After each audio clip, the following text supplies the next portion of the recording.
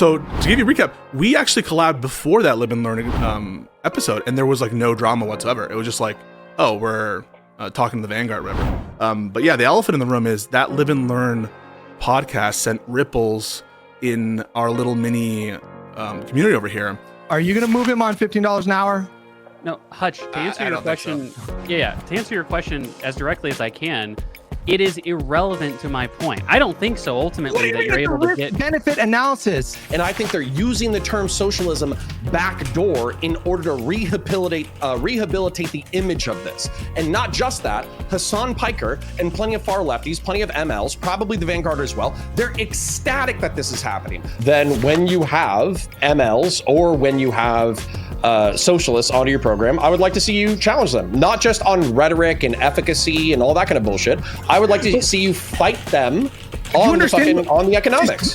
This is how cooked this is, right? Like in that conversation with the Vanguard, we weren't discussing liberalism versus capitalism. We were discussing the best way. Shit. Wait, let me finish my thought. We were discussing the best way to get Biden's agenda. That's what's so silly.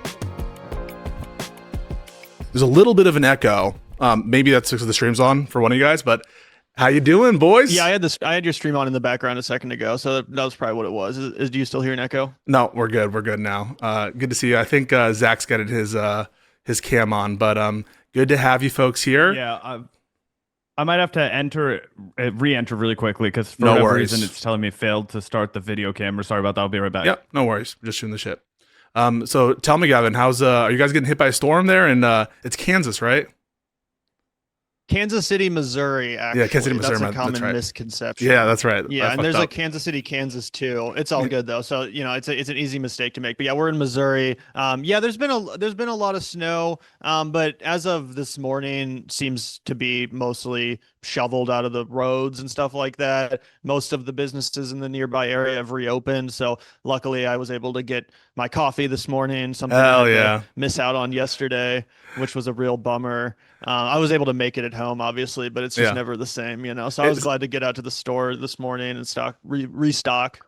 I'm from the East Coast, and so we're big Dunkin' people, and so that shit coffee just doesn't hit the same when it's like made from home. I don't know if you saw Ted Cruz. Ted Cruz famously had the whole moment in Texas where he left. Do you remember this? It was cold, and he was going to Cancun. Cancun Cruz. Cancun Cruz. Yeah, the Cancun Cruz. How could you forget? And so he's taking a swipe at Andy Bashir because someone's just lying and saying that Andy Bashir is in. He was in Davos last week with a bunch of other leaders, including Trump himself. And Ted Cruz, retweets one of these motherfuckers. But it turns out Andy Bashir is actually, in Kentucky. So, unlike Ted, some of us need to actually suffer through the inclement weather. But good to have you both here.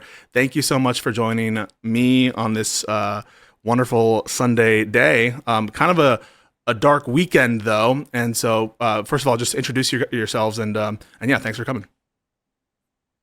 Yeah, appreciate you having us on, Pisco. It's great to chat again. I think the last time we were on your show, it sent ripples through the community. That was on Live and Learn. Yeah. Right. But I never really understood what the issue was exactly, other than some people disagreed with us, obviously. But it seemed like it really messed up your shit for a while there. So I appreciate you having us back on. No. Thank you guys. Listen, why don't we address that elephant then? It was actually, I don't know if you remember, we collabed before that fateful episode on Live and Learn. Interesting aspect ratio there, Zach. It's I don't know if you see it too. Again, I know. I'm trying to fix it. No worries. Take your time. You're good. I know you guys are film aficionados, and so so I understand that. It's the artist, But so to give you a recap, we actually collabed before that Live and Learn episode, and there was no drama whatsoever. It was just oh, we're talking to the Vanguard, or whatever. But yeah, the elephant in the room is that Live and Learn podcast sent ripples in our little mini community over here on the, I think, false notion that we did not sufficiently push back on points of disagreement with you during the conversation. And I rejected that framing for a lot of reasons, chief among them, the fact that I did push back on some things and we disagreed on some things.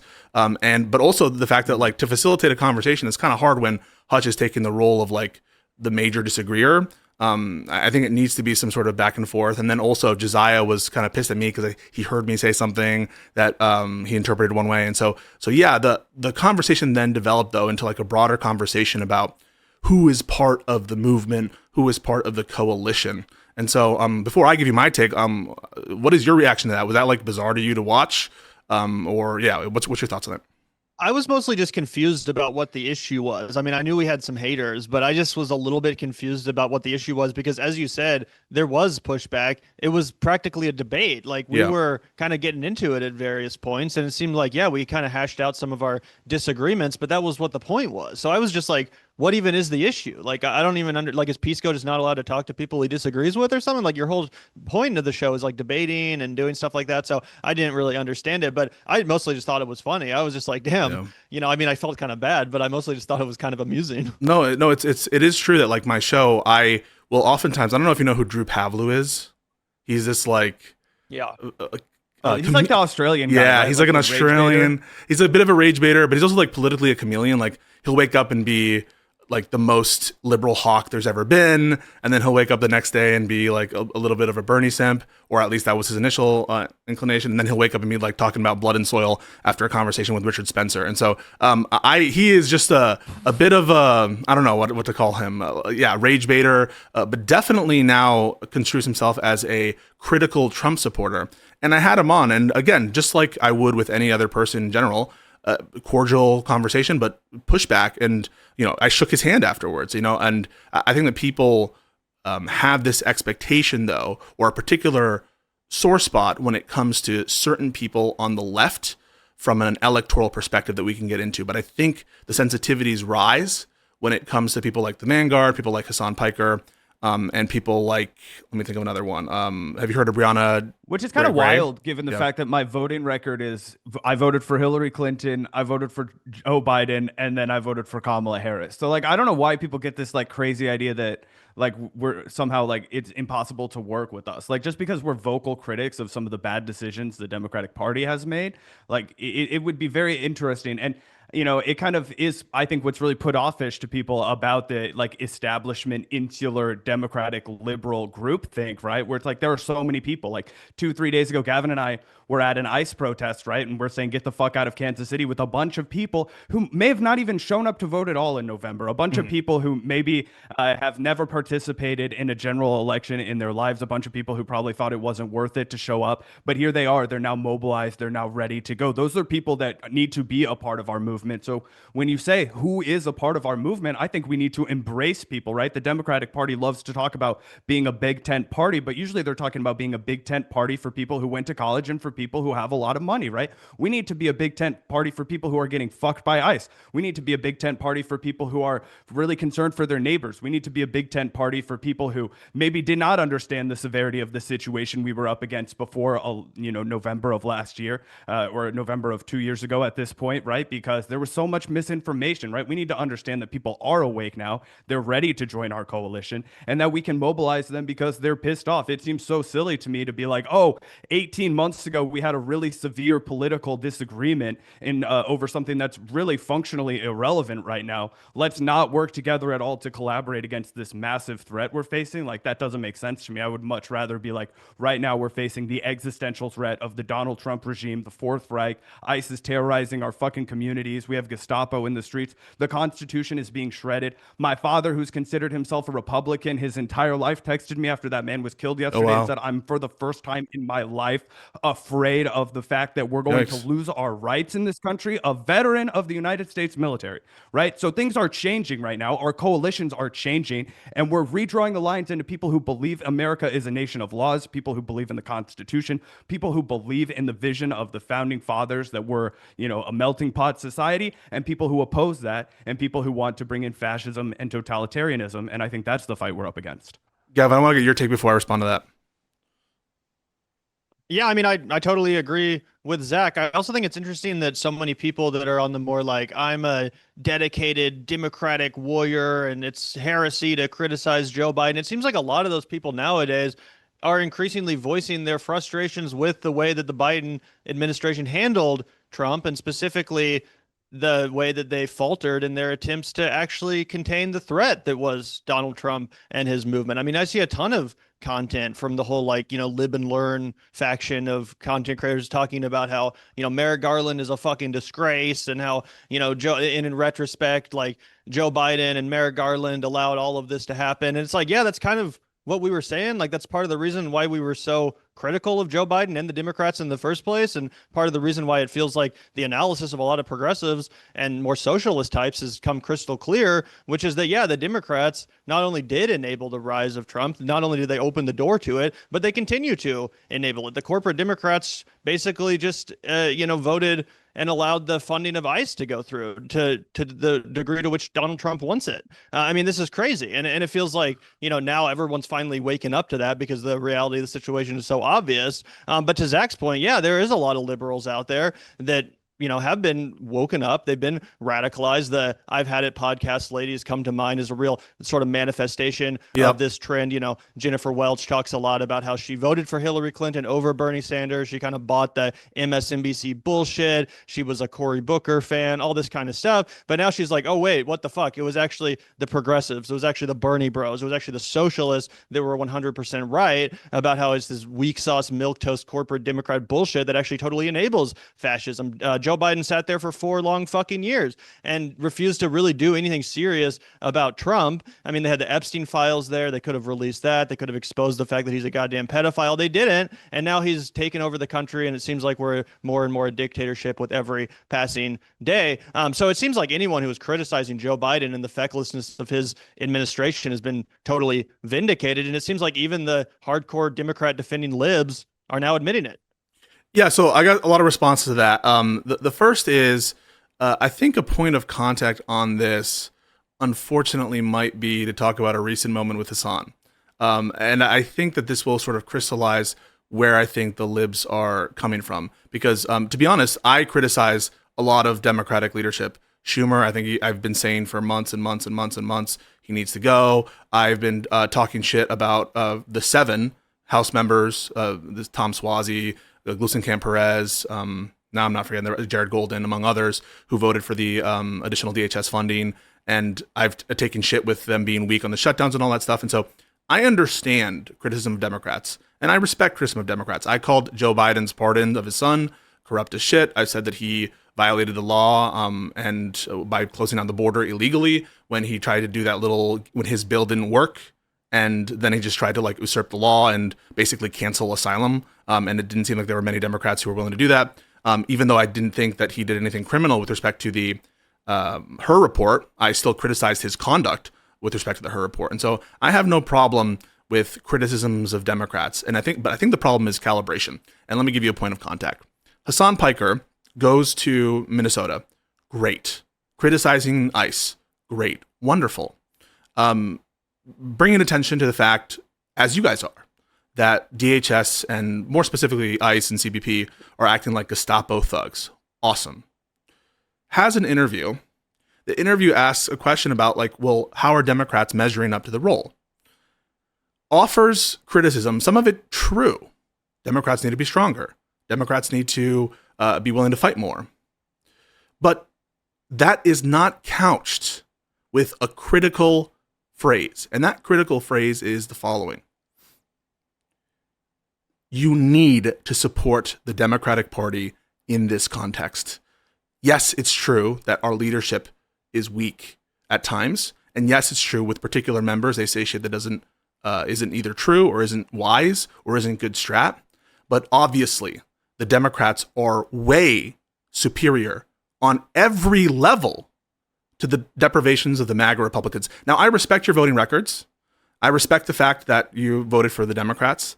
But I think it's unconscionable, really, to, in this moment, continue to be unclear or at least sometimes equivocating or sometimes kind of gesturing at what I think most Democrats and even the base ones that you're referring to. And I have seen that trend. I'm not saying I haven't. You're right about the I've Had It girls and their, the based tweets from Kyle Kalinske.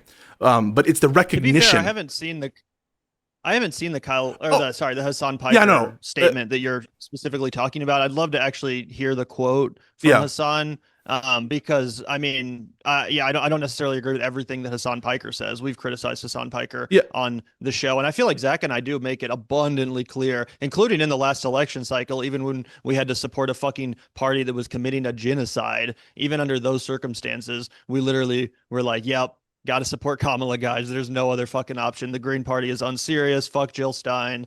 Just vote for Kamala Harris." I want to be clear in terms of the third party stuff with you guys. Like, I don't think there can be any doubt that with respect to the Green Party shit, the Jill Stein stuff, I saw you guys talk about that stuff, and I'm not saying that you didn't. I'm not saying that you didn't say the Kamala Harris. I think I'm just trying to get you the feeling of what some libs and Democrats in my audience think is like. Are these people committed to this project, the project of defeating it? Not necessarily you guys. Go for it, Zach. Sorry. Yeah, so I could speak to that a little bit, right? Because I understand that there is frustration that kind of like takes over your mind. And I'll use it for an example of the Vanguard, right? So you have people in your audience right now who think that we're like Democrat haters, I would imagine, who think that we're like the devil and that we don't want anything good for the Democratic Party, right? Yeah. But for all of those people, there's also tons of people on the left who think that we're sellouts. They call us the shit lib guard. They talk about how because we supported Kamala Harris, we're genocide fucking supporters, talking about how we have blood on our hands, talking about how we're unserious, how we've sold every principle that we have, right? We really take shit from all sides. And I think that at least if anybody, wants to look at our record, you can be like, these are two guys that stand on their own feet. And we have always made it clear that, like, obviously we're going up against a criminal, beyond the pale party when it comes to the Republican Party. And I think that I've even, made an effort to adjust my own personal commentary, right? Because I came up very insular in progressive politics. Gavin and I came up, we were in the shit, right? We were in the weeds. We had very, very niche political opinions, and we built our show around that, right? And so we've always had a focus on independent, left-wing progressive media. Sure. And people are like, why do you guys talk about that all the time? And it's because it's our beat, right? Gavin and I didn't have the pedigree to come on here. Like, Pisco, you're a very educated guy. You're a lawyer. You're very well informed. Gavin and I were two guys in my bedroom. We thought, what do we know? We know about this very niche progressive scene that's happening right here. And we built our entire channel around it. And so people come on our channel and they're like, hey, it seems like you're talking a lot about this and not about this. That's totally true, right? It's kind of like going on to a sports show and being like, damn, they're really talking about the Chiefs a lot, or wow, they're really talking about the Patriots a lot. It's like, yeah, that's because that's what their show is about. But if you actually listen to our live streams, you'll hear the first 45 minutes of us going through the news of the day. You'll hear us talking about the fascist threat of the Donald Trump administration. You'll hear us affirm over and over and over again that the worst Democrat, the fucking dirt on the bottom of your shoe, I'm talking about a guy like Joe Manchin, who doesn't even call himself, I think he's officially an independent now, just like Kristen Sinema. A guy like that is immeasurably better. If we had President Joe Manchin, I would feel the urge to at least take a huge sigh of relief by a mile, right? Yeah. Because I would understand that there's not going to be lawlessness in the streets. I would understand that he's not going to be enriching himself to the tune of $1 billion off of a cryptocurrency scam with the special envoy to the Middle East sons, the Witkoff brothers. I would understand that we're not going to be doing all of these things. That's all clear. The Qatari jet, absolutely, right? We're not going to do abductions illegally in the middle of the night. We're not going to violate international law. We're not going to ruin America's standing by threatening to take over Greenland. We're not going to do a bunch of obnoxious tariffs that don't make any sense, right? Just so I can get a little insider trading bump for my homies as I crash the American dollar and try and buy up shit on the cheap, which is his plan. Right? You're going to get all of that analysis if you listen to the Vanguard, but it's also true. You are watching a podcast hosted by the last death rattle of the Bernie bro movement. That's us, right? And we don't make any apologies for that. That's our fucking politics. Medicare for all, no new wars, fucking Green New Deal, right fucking now. Raise the minimum wage. That's what we stand for, right? And so if a politician runs and they say, I don't fucking support that, then we say, hey man, that's a fucking problem. And when they do say, hey, man, I'm sorry, ICE isn't a state terror organization, Mr. Ben Shapiro. Let me kiss your ass. Oh, hey, Mr. Ben Shapiro, it's not a genocide in Gaza. Let me kiss your ass. I say, that's not presidential, and you don't represent me. And I don't care that you're the de facto presumed nominee because your values aren't compatible with mine. And so people might get their feathers ruffled and be like, he's on my team. Why did you say that? Because I care about values. I'm in the ethics business, okay? I don't care about whether or not people throw mud at me or tell me I'm a shit lib or tell me I have blood on my hands. I've already heard it before. I appreciate that answer. And to be honest, like, it's not just you guys who have been critical of Gavin Newsom at the start. I don't know if you recall, he did his podcast circuit with Charlie Kirk, with Steve Bannon, Michael Savage, some of these people. Floppy And Steve, yeah. and both me and Josiah were not happy with how he conducted those. It reminded us a little bit of how Cenk Uygur in the initial run was talking to Charlie Kirk, indeed, at the, like, whatever the tour that they were doing was, America Fest or something, and he said, "Congratulations on a revolution, well done." So I have no problem whatsoever with criticisms of Democrats, so long as they're couched with that recognition. And to be honest with you guys, if I didn't feel that you guys did that, right, I think we'd have a different dynamic, and I think I would see you guys very differently. Do I agree with all your criticisms? No. But I don't agree with like all the criticisms or all the ideas of a lot of the people who I consider to be beneficial with respect to the harm reduction aspect of voting for Democrats. To say that, like, for example, I do think that Biden bears some responsibility for refusing to drop out. I don't think Biden should have interfered with the Department of Justice. It's funny you mentioned Merrick Garland. That's the one place where all the resistance libs hate me, because I still like defend what Merrick Garland did, notwithstanding the fact that Trump was able to not get any actual trial for the crimes that he definitely did. And so the disagreement part on issues of policy, Medicare for all, I'm in favor of universal health care. The disagreements on foreign policy stuff, that isn't what bothers me. What bothers me, or I think the audience, frankly, is when people, they perceive them as doing the false equivalence. Now, I don't think that you guys do that. Josiah doesn't think that you guys do that. However, there are some people on the left who do that. And there's this feeling of anger. Are they bald and do they have a lip ring? Wait, who are you referencing that? I don't know. Are there a bunch of bald guys with lip rings? I thought it was just Hutch. Oh, shit. Oh, no. I'm not talking about, my bad. I totally missed that. No, I think that Hutch is right when there are people like this. I mean, there are people who will die defending not voting for Hillary Clinton in 2016. You can't deny that, Zach. Those people exist, and they don't care the fact that it got us to where we are now. You can always find examples of cringy people on the fringe of the left that are like, I'm a Green Party supporter till the day I die, or whatever. Like, obviously that's going to be the case no matter what era we're in, no matter how bad things get. Like, yeah, there's obviously going to be people like that on the fringes of the left that you can make fun of, that are just like autistically like pro third party. Yeah, like, yeah, of course you can do that. No, you can yes. make all the content you want. I agree, and you, like shame them yes. for not let me give you what you want for fucking Hillary Clinton. Yeah, let me give you what you want. I don't think that the leftists cost Kamala the election. I think if you look at the empirics here, I don't think that the case is strong that the left, far left, abandoned Kamala to degrees that would affect the outcome of the election. I'm just not convinced by that empirical case, and I don't think that the left, by and large, are scuttling the chances of Democrats in this way. But we do want, and I think that a lot of people want, like, this feeling. It really is like a virtue signal a lot of the times, but I think it's worth it, at least for some people, to establish that. We've dunked on that mentality endlessly. You know, the black pilled people who just want to performatively, like Brianna Joy Gray comes to mind, you know, acting like she's so morally superior over anyone who voted for Kamala Harris or Joe Biden or whatever. It's completely ridiculous. It was one thing to do it in like 2016 before Trump had actually been elected. Cards on the table. I voted for Jill Stein in 2016. As soon as Donald Trump became president, and specifically after January 6th, and I realized, like, oh shit, this is like 100% a fascist motherfucker. He will take over and take down this country if given the chance. After that, I was like, yeah, no, it's not worth, you know, throwing my vote away again. It's actually worth supporting the Democrats. Obviously, Trump can't get reelected, yada, yada, yada. So, you know, we've had these conversations at length on our show many times. It's you know, something that I think, as Zach mentioned, we've kind of evolved on a little bit. I think that that's fair. And I think that Kyle Kalinske and Crystal Ball as well, they've made those kinds of statements as where I really think that they're acknowledging that we can't live in this sort of false equivalence anymore. And I appreciate you saying that. Really, I do. And I think it's like, it's positive for everyone, because it's like, give a gift, get a gift. I was pissed at all the Mamdani holdouts when it came to the election here in New York for mayor. I endorsed him before the primary, but after the primary, when we're talking about comparing to Cuomo and the kind of attacks that Cuomo was levying, the servility to Trump, really, that seemed obvious on the horizon.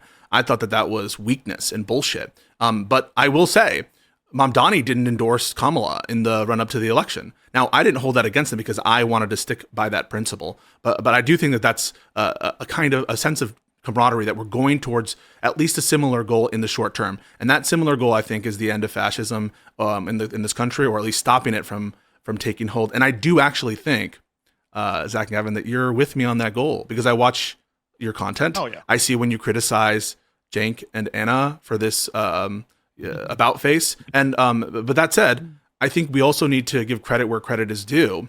And I guess that's my first transition into a recent statement from Anna Kasparian. I don't know if you're familiar with it. That basically she underestimated Trump, and I wanted to get your guys' take on that. Do you think that that's genuine? Cards on my table. I met Anna at Word War Debate. She seemed like a very nice person, and yeah. What do you think? You were at that thing. Yeah, it was like a weird. There were like Proud Boys there and stuff. I'm sure there's dark money behind it, but it was actually a lot of fun.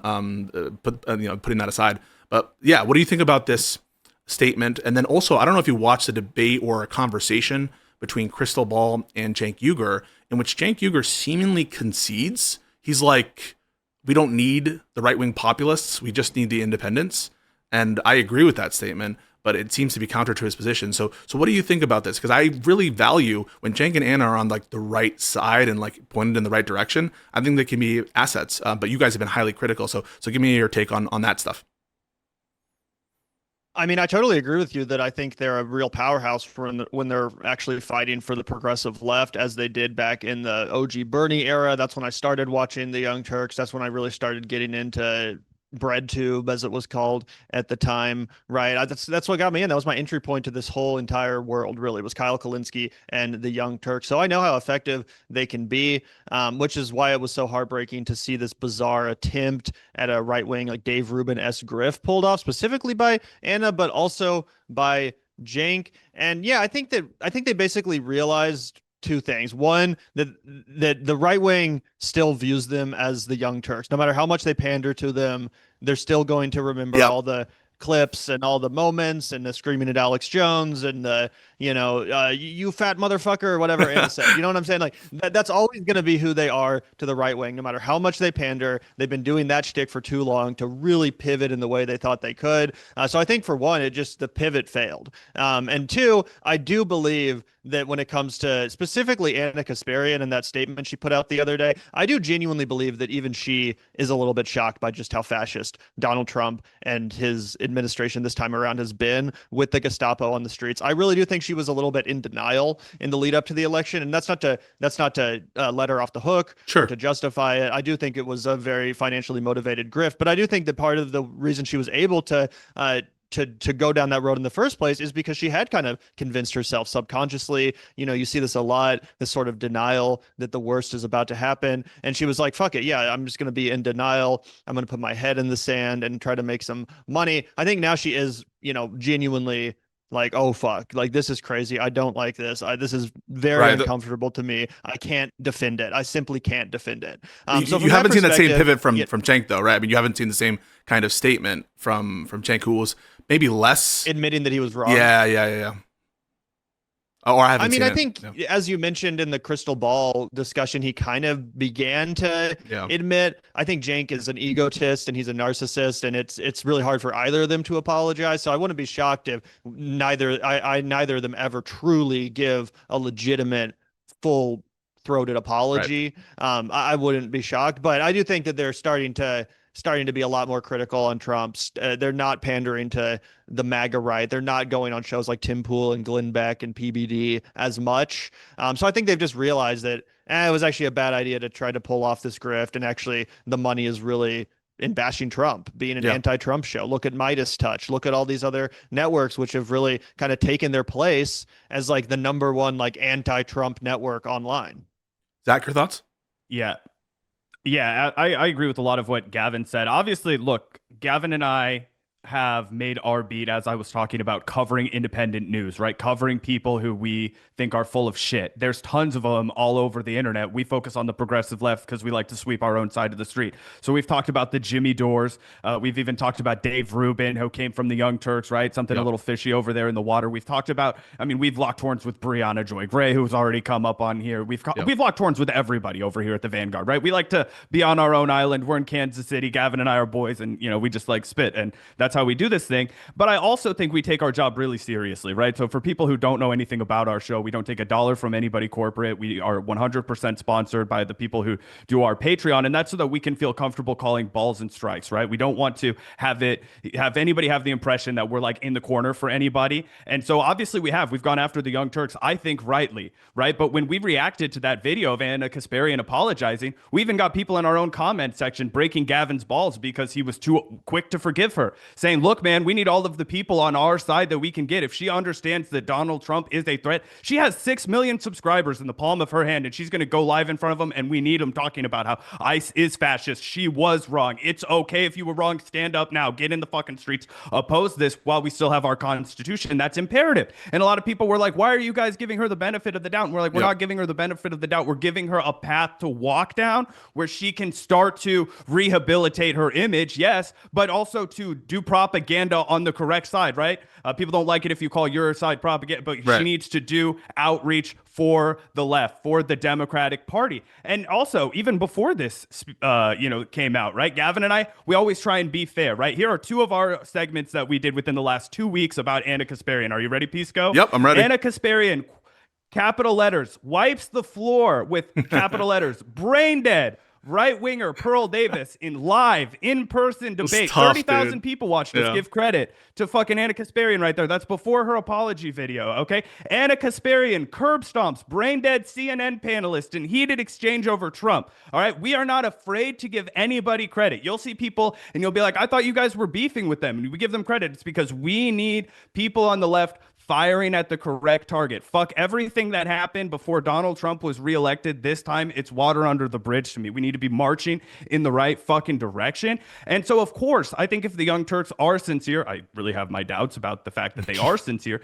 then I would go after that. And if anybody, is curious about why we might hold these doubts about Young Turks, I would tell you to look into their finances, right? Look about the fact that they're doing ad reads for Chapter Medicare Advisory. They used to be a Medicare for All show. That's one of the things that drew me and Gavin to them. Now they don't support a public option, and now they just support negotiating drug prices collectively. And you can watch them adjust their commentary over time as they took this money from JD Vance and Vivek Ramaswamy. So I would never take money from any of these fuckers, but you would have to cut off my hands before I would accept money from JD Vance or Vivek Ramaswamy, the most disgusting people in all of Ohio, the shittiest state in America. Teal. So 100%.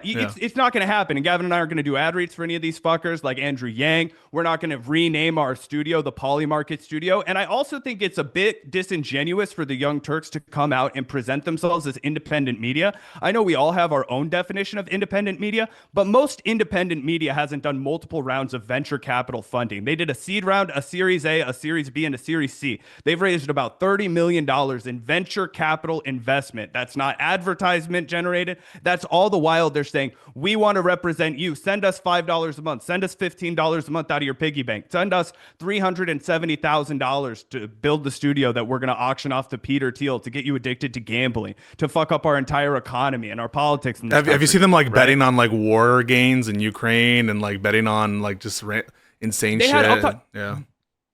This is the real thing that Anna Kasparian did, right? We gave her flowers. Let's talk about some of the bad things she did. She worked with the people at Polymarket to get this random ass bet placed on Polymarket after they bitched and moaned about it on TYT. After the Polymarket sponsorship came, they started spreading this lie that the Majority Report with Sam Cedar was funded with Kamala Harris ad campaign dollars and that they were funded secretly by the Kamala Harris administration. They even put a bet up on Polymarket. Like, did they do this paid ad read for Kamala Harris? That bet ended ended up totally humiliating the Young Turks because only like 14% of people bet that what Anna said was true. So I actually don't think Anna was behind that. I think the Polymarket people just put that up there, and then it ended up making them look terrible. It was Anna's lie that went straight from the TYT studios onto Polymarket. So maybe she didn't directly have a hand in it, but it's sure shit came from her mouth to the Polymarket studios. And then, as Gavin pointed out, was a tremendous embarrassment, and then did not cash because there was no evidence. And I guarantee you it's not fucking true that the Majority Report of all places was doing paid ad reads for Kamala Harris. Yeah, that was so ridiculous. I totally forgot about that. But the fact that she made up that lie is one of the lowest lows in her entire track record of dishonesty. And those beefs are probably still there, right? Like the Emma Vigland, the Anna Kasparian. She has yet to apologize. Okay, yeah. Well, listen, I think people specifically. I think that I would sooner have no beefs and have everyone just like have one common project. Last couple things before we get to ICE and some of the stuff that Trump is doing, because I do want to talk about that. But last point on infighting and actually funding. Now that you brought it up, another point of contact which brought I think some scorn from certain libs, certain resistance libs or whatever, the chorus media stuff. Okay, so here's an example of, I agree with Kalinsky for creators who are able to do it, and you guys are able to do it, and Kyle's able to do it. The gold standard is what? Default ads, they say, and memberships from directly from your audience. That is the gold standard. And just for posterity, the first 4 years of the show, I worked as a bartender. So it's not just like, hey, we lucked into this. Like, I just do, for everybody to know, like, we do not come from money. We are dudes from Kansas City, like, just for all the posterity. No, this has been recorded in posterity. It's true. I was also a bartender, by the way. I was while I was studying for law school, I was in my like LSAT books in the bar, and it was so yeah. I have fond memories of. Are you Peruvian or Chilean? Peruvian, yeah, Peruvian. So my family, oh hell yeah, actually, it wasn't directly because, but one of the reasons why my family moved here was because of the Shining Path in Peru, which was this Maoist guerrilla group that was like having bombs in Lima and all this stuff. But I was born in the United States. So yeah, that heritage, a lot of my family is still in Peru. But yeah, Pisco's, there's a big fight between Chileans and Peruvians over who, and they both have their own brands of Pisco. Okay, but talking about lefty infighting, the chorus media stuff, I think it's valuable to disclose. And I think that the people who took that money should have disclosed that they're getting money from chorus. And I recognize that what's preferable for independent media, for influencers and stuff, is to be able to fund based on default ads where there's not that close connection with the the sponsor of the money, and plus the memberships that are actually being facilitated by big corporations, but we think that there's less of a connection there. What the fuck is the big deal? I mean, we're all pushing in the right direction. Don't we need people like Dave Pacman? Don't we need people like Brian Tyler Cohen? These kinds of motherfuckers. Wait, what? Like, for the wine moms, why we need people like David Pacman? People who are going to speak to the wine moms, to different audiences against Trump. I mean, you laugh, but these kinds of people, these influencers are valuable. There's very possibly, I think that there are many versions of David Pacman which exist out there who don't defend Israel, pretend to not know what AIPAC is, defend Joe Biden, shake the hands of a fucking war criminal while you smile like a giddy little boy. I think there are lots of alternate universes out there where there are people that can fill the world or fill the shoes of David Pacman and do exactly what he does without having to also besmirch the name of the entire fucking left in such horrific ways. David Pacman, I can understand saying Brian Tyler Cohen kind of appeals to like your average centrist or something. You should have started with him, because David Pacman, in my opinion, is exactly the example of why the chorus money is a net negative for the left. I think David Pacman is smug. I think he's off-putting. When he even talks to someone who disagrees with him, he can't contain his just palpable fucking smugness. I think he's a terrible look for the left. And the fact that whoever's behind Chorus, this dark money fucking slush fund, the fact that they were selecting untalented hacks like David Pacman, who literally put the Democratic Party back a decade, the fact that they were selecting him to funnel this fucking money to is all the proof in the world why it shouldn't exist. Because I don't trust these dark money puppeteers to pick the right content creators to fund. Why did they hit us up? Why did it isn't a fight against fascism or not? Is it a fight against fascism or not? I mean, I respect the fact that it's fascist, supporting fascism, and we got to put on we got to put on our own mask before we help other people. I mean, we will do nothing. We give them money all the fucking time. What are you talking about? Do you know how much money we give to Israel? No, that's not what I'm saying. What I'm saying is, in order to help the Palestinian people, in order to be able to stop doing the kind of Oh shit. my dude, we seriously disagree about On what? this, Pisco. We're gonna Wait, have on to what? take, like one.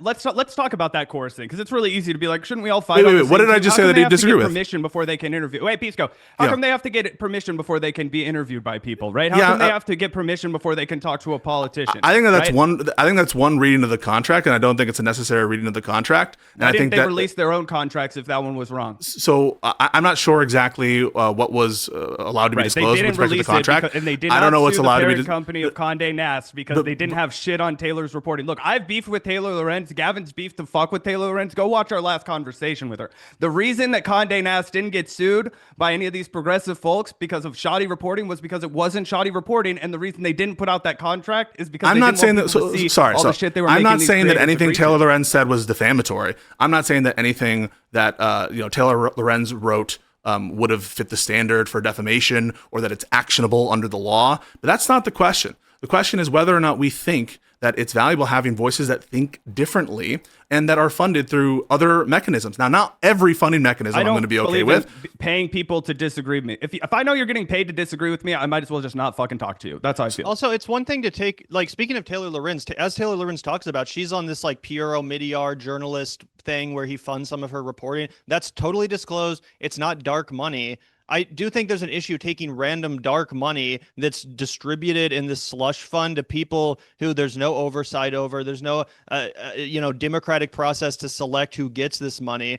So it ends up going to Zionists like David fucking Pakman, who smears the left, who defends a genocide, who lies to his audience by pretending. Are you willing to work with liberal Zionists? Are Are you willing to work with liberal Zionists to end fascism in America? Oh, yeah, sure. Obviously, I'm willing to work with all sorts of people. I support Ro Khanna doing a bill with Marjorie Taylor Greene or Thomas Massey or whatever. I support working with people when it's actually effective. What I have said multiple times is that I don't think it's effective to insulate yourself in this world of Democratic influencers who just jerk off and make propaganda for a genocidal fucking administration, which then directly led to the fucking election of Donald Trump. Defending all of the worst aspects of Joe Biden is what led to Donald Trump, because guess what? Constructive criticism, it's called constructive because, yeah, it actually makes the thing you're criticizing better. It's not needless. It's not hateful. What we do is not just criticizing the Democrats because it makes us feel morally superior. No, we're giving them pointers on how to fucking win. If Joe Biden / Kamala Harris had a different opinion on Gaza, if they had not taken David Pakman's advice, we might be in a very different fucking country right now. But a lot of people elected Donald Trump because they were disgusted by what Joe Biden did. My mom voted for Democrats her entire life and sat out the last election because she was so fucking disgusted by the fact that her party was funding a genocide, the party that she swore loyalty to her entire fucking life. She said, I can't do it. I can't stomach it. And I don't blame her, even though I voted for the goddamn Democrat and I sat here and supported Kamala Harris. It does fucking disturb me that I had to do that fucking effort on behalf of a candidate committing a goddamn genocide who wouldn't even let a Palestinian speak at the DNC. So yeah, I do think these are real issues to raise. And no, I don't approve of someone getting $5,000 in dark money a month to celebrate genocide and to lie to their fucking audience. So much so that Donald Trump gets elected. I just think it's crazy to defend that. So I think that I think I'll say that the disclosure aspect of it, I totally agree, ought to be disclosed by creators. I'm not sure that there's a basis to say that they were paid to do Zionism specifically, because that sort of implies a contractual expectation to support Israel. I didn't say that. I'm saying the fact that they gave money to someone who was supporting that is problematic. So the fact that they were doling out that money to people whose job it is to defend fucking Zionism and the policies of Joe Biden. Yeah, I think that's problematic. And it's actually counterproductive as far as the goals that we both support. I guess I'll first ask you guys, just a genuine question. Do you think that the position on Gaza was like a but for, or at least significant cause of the defeat of Kamala Harris in the election? Yes, I think it's maybe the number one issue. As I said, I know a lot of people personally that would never even question voting for another party that wasn't the Democrats. They had voted Democrat loyally, blue no matter who. And then for the first time, they were like, nope, fuck it. They could bear with what happened to Bernie and his movement. They could deal with the fucking destruction of the fucking, movement that could have stopped Trump in the first place, Bernie. They could deal with that, but they couldn't deal with the fucking genocide. I genuinely think, in addition to the war in Ukraine popping off and some of the handling of that, yeah, it was this feeling that we voted for Biden to get back to normalcy, and now he's fucking doing wars like he's George Bush in the mid 2000s. Like, why the fuck are all this blood on the Democrats' hands? I think that was a huge reason, because yeah, Democratic voters actually do care about humanity. They aren't Republicans. They actually do care about suffering of innocent fucking people. They hate it. And yeah, for Joe Biden to do that, for him to take the advice of idiots like David Pakman and Brian Tyler, I don't know if it was Brian Tyler Cohen, but there was David Pakman's fucking ex-producer. Yeah, his ex-producer came out and it spilled the tea about how these ghouls got together and all decided to shut the fuck up about AIPAC, to not criticize Joe Biden on this issue, which then again enabled Kamala Harris to take that advice from her little bubble of fucking jerk-offs who just kept saying, oh, it's fine, stick with the plan. And then, yeah, she lost because Trump was able to pretend to be the peace candidate. And even though we were screaming at the top of our fucking lungs, he's not the peace candidate, he's going to make this infinitely worse, a bunch of people bought it. Zach, do you agree that Gaza was a major reason why Kamala lost? Oh, I don't think that it's really up for debate. I think there's a reason why they didn't, the Democratic Party didn't reveal their internal, autopsy, right? They know. The Democratic Party knows what's causing their problems. The Democratic Party knows what's running the base away. The Democratic Party knows what's popular. And if you guys need to know how I know that, look at the candidate of Ro Khanna. Look at the Congressman Ro Khanna, soon-to-be candidate Ro Khanna. That guy knows what's fucking popular. And I don't know if I can believe anything that he says, but I know that he's looked at the polling. I know that he looks at what the country says right now, and he says, hammer the Epstein files, fuck ICE, that guy needs to go to jail, Medicare for all, we need to get our money out of Israel and invest in America. I mean, if you looked at a spreadsheet of what polls popular with regular ass people who need to show up and vote, grocery prices are too expensive. He's saying all that stuff. So it really is hard for me to believe that the Democratic Party just has no idea what would be popular. And I think Gavin hits the nail on the head when he says that it may not be, oh, it was all about Gaza, but because of Gaza, Kamala Harris and Tim Walz were unable completely to portray themselves as a peace option. They were unable to portray themselves as diplomats. They were unable to portray themselves as people who were going to bring solutions, because we all know they weren't. They fucking came out and told us they weren't going to do anything different on Israel. Were you in Chicago for the Democratic Convention? Oh, sure, I wasn't. No. Gavin and I were there. We were very excited. We were like, you know what, guys, let's go ahead. We'll make our voices heard. We're going to demonstrate. This is going to be good for the Democratic Party. We're going to be stronger together, and we're going to march on to defeat Donald Trump. Do you know what the vibes were like by the end of the DNC Pisco? Absolute fucking dog shit. Okay, it was terrible. Everybody felt embarrassed. Everybody felt fucked over. Everybody felt like, why did we fucking come here and invest in this party? The Gen Z generation said, I'm sorry, but if this is politics, it's not for me, because you have told me that the number one thing that I care most about is irrelevant to you. You shoved my face in shit. You said, fuck you. All right, that's how everybody felt. You don't win elections like that, guys. You don't win elections like that, guys. You win elections by making people feel good, and that's what Donald Trump was able to do because of all those failures. Well, the reason I sort of resist the impulse that Gaza or the issue of Israel played a determinant role in the election is precisely because I think the empirical basis for that isn't founded, and also because I think the left, by and large, came through for Kamala. And I think if what you're describing is true, I think it would mean that the left is the reason that Kamala lost, because it's the left that would have therefore sat out. I think you and I define left differently. I think that you're talking about this mobilized, active left. I'm talking about human beings. I'm talking about people that I know from bartending, people who are like, fuck that, dude, I'm not doing that. I don't care what you say. I'm not doing that. I'm talking about people who I know who are just regular people who don't have a D or an R next to their name. They just have a driver's license, and they have to get reminded to be registered to vote about 6 months out because Kansas City doesn't have same-day voter registrations. I know because I'm the like... Muslim community, which the Democrats have taken for granted for so long. Yeah, of course, them defecting cost Kamala Harris the election. Look at Michigan. Yeah, talking about here. I'm not convinced that the Michigan votes would have been decisive with respect to. I understand the shift was huge in the Michigan, and it's like if you look at Biden's numbers in 2020 versus Kamala's 2024, no doubt about that whatsoever. I just don't think it's a determining factor. In the election. I also think it's worth pointing out that regardless of Kamala's message on Gaza, I'm not saying that's the only reason why Donald Trump won. Okay. I think that there's a chance that if a better, more charismatic Democrat than Kamala fucking Harris had been the nominee, they could have had the exact same position on everything, but still beat Trump just because they were a more talented politician than Kamala Harris. So just to be clear, I'm not totally boiling this down to Gaza. I think you think it's a significant, substantial Andy thing. Bashir, Yeah. Yeah, I think it's a significant, substantial thing, partially because Kamala Harris is so bad at communicating, because she's such a terrible politician that she can't even, work her way out of the situation. Like a more talented politician would be able to speak outside of both sides of their mouth and kind of, promise people what they want. But they could have had the same essential politics as Joe Biden / Kamala Harris and just been a better orator. I mean, look at Obama. Obama's the best example of this ever. He promised people that he was going to end the war in Iraq and Afghanistan and that he was this pro-peace guy. Like, I'm not saying Kamala Harris actually had to mean any of it. I'm not saying the Democrats actually had to mean any of it. But yeah, Obama is proof that if you even just pretend to be in favor of peace and against these fucking stupid bullshit wars, that would have assuaged you. That would have assuaged you if you thought that they were being insincere, because they were I'm saying that from a purely, I just said from a purely like political, from a pragmatic perspective, not me.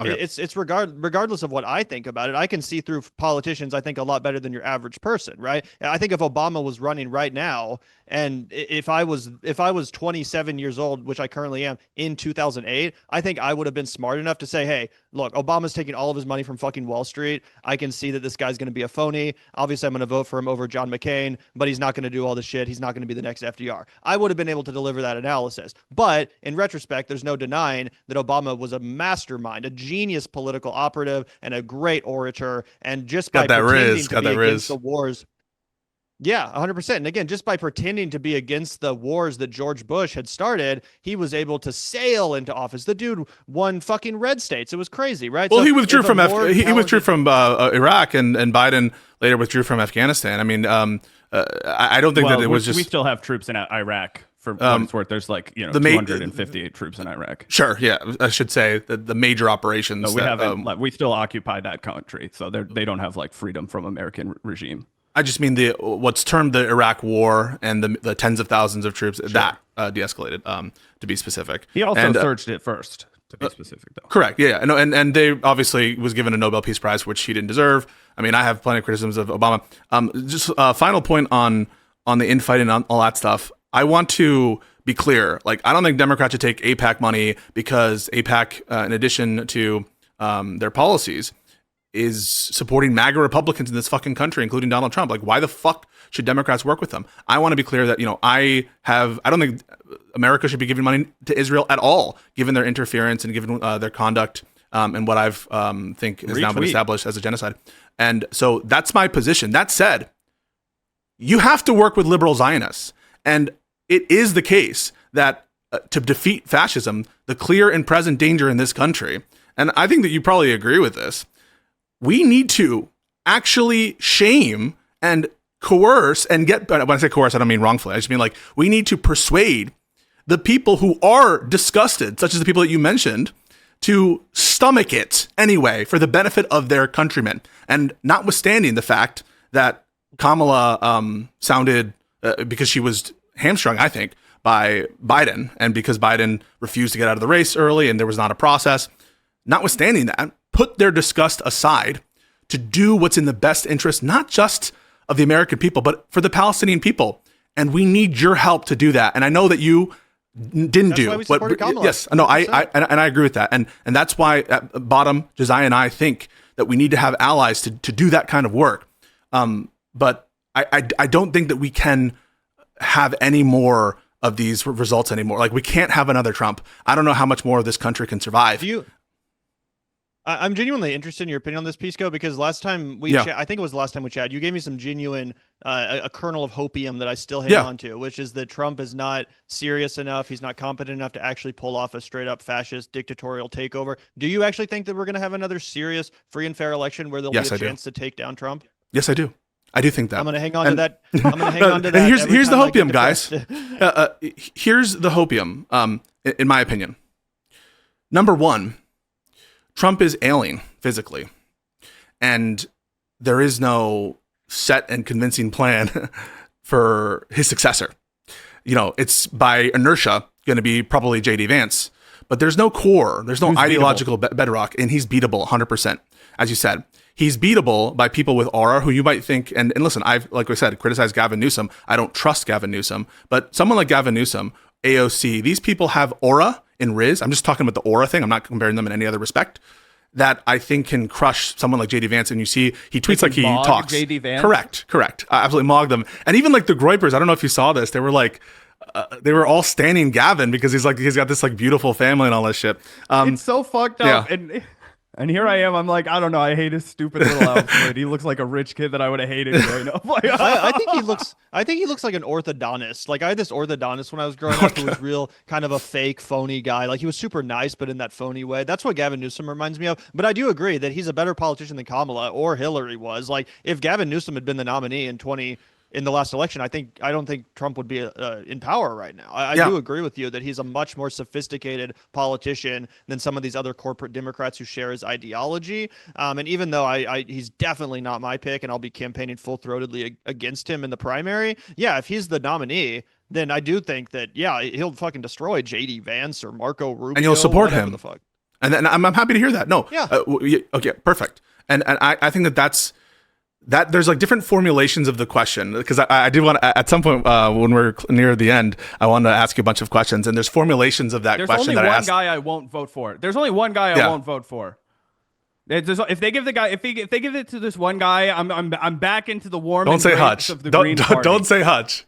No. Who is if it? they nominate, there's one guy, and I think it would just be a disaster for the Democratic Party. And maybe I would be like, fuck, if we find ourselves in this reality. Can I try to guess? Everybody would be like, give me two guesses. Give me two guesses. All right. Pick. Fuck. Shit. All right. Is he a Zionist? Oh, big time. I think I know who one of them. I think I know. He's the only guy that I would just be like throwing up if I had to go to the fucking voting booth and be like, this fucking guy, like I'm gonna be wearing fucking spaghetti Is it all over Buttigieg? a white t-shirt. No, I'd vote for Buttigieg. I wouldn't like it. I would make jokes about how I just voted for a cheese-eating rat bastard, but I wouldn't fucking not do it. Is it Josh Shapiro? Josh Shapiro is the Why? one fucking guy. Why? Because of the murder cover-up. The insane murder cover-up. Read about Josh Shapiro's murder cover-up. That's insane. Pisco, we'll have to do a part 2 where we dissect the murder. We have to do that. You're a real lawyer, so you can tell me about it. The murder cover-up is crazy, and I'm like, whoa. Did you see Cenk like even Kamala was so repulsed by him?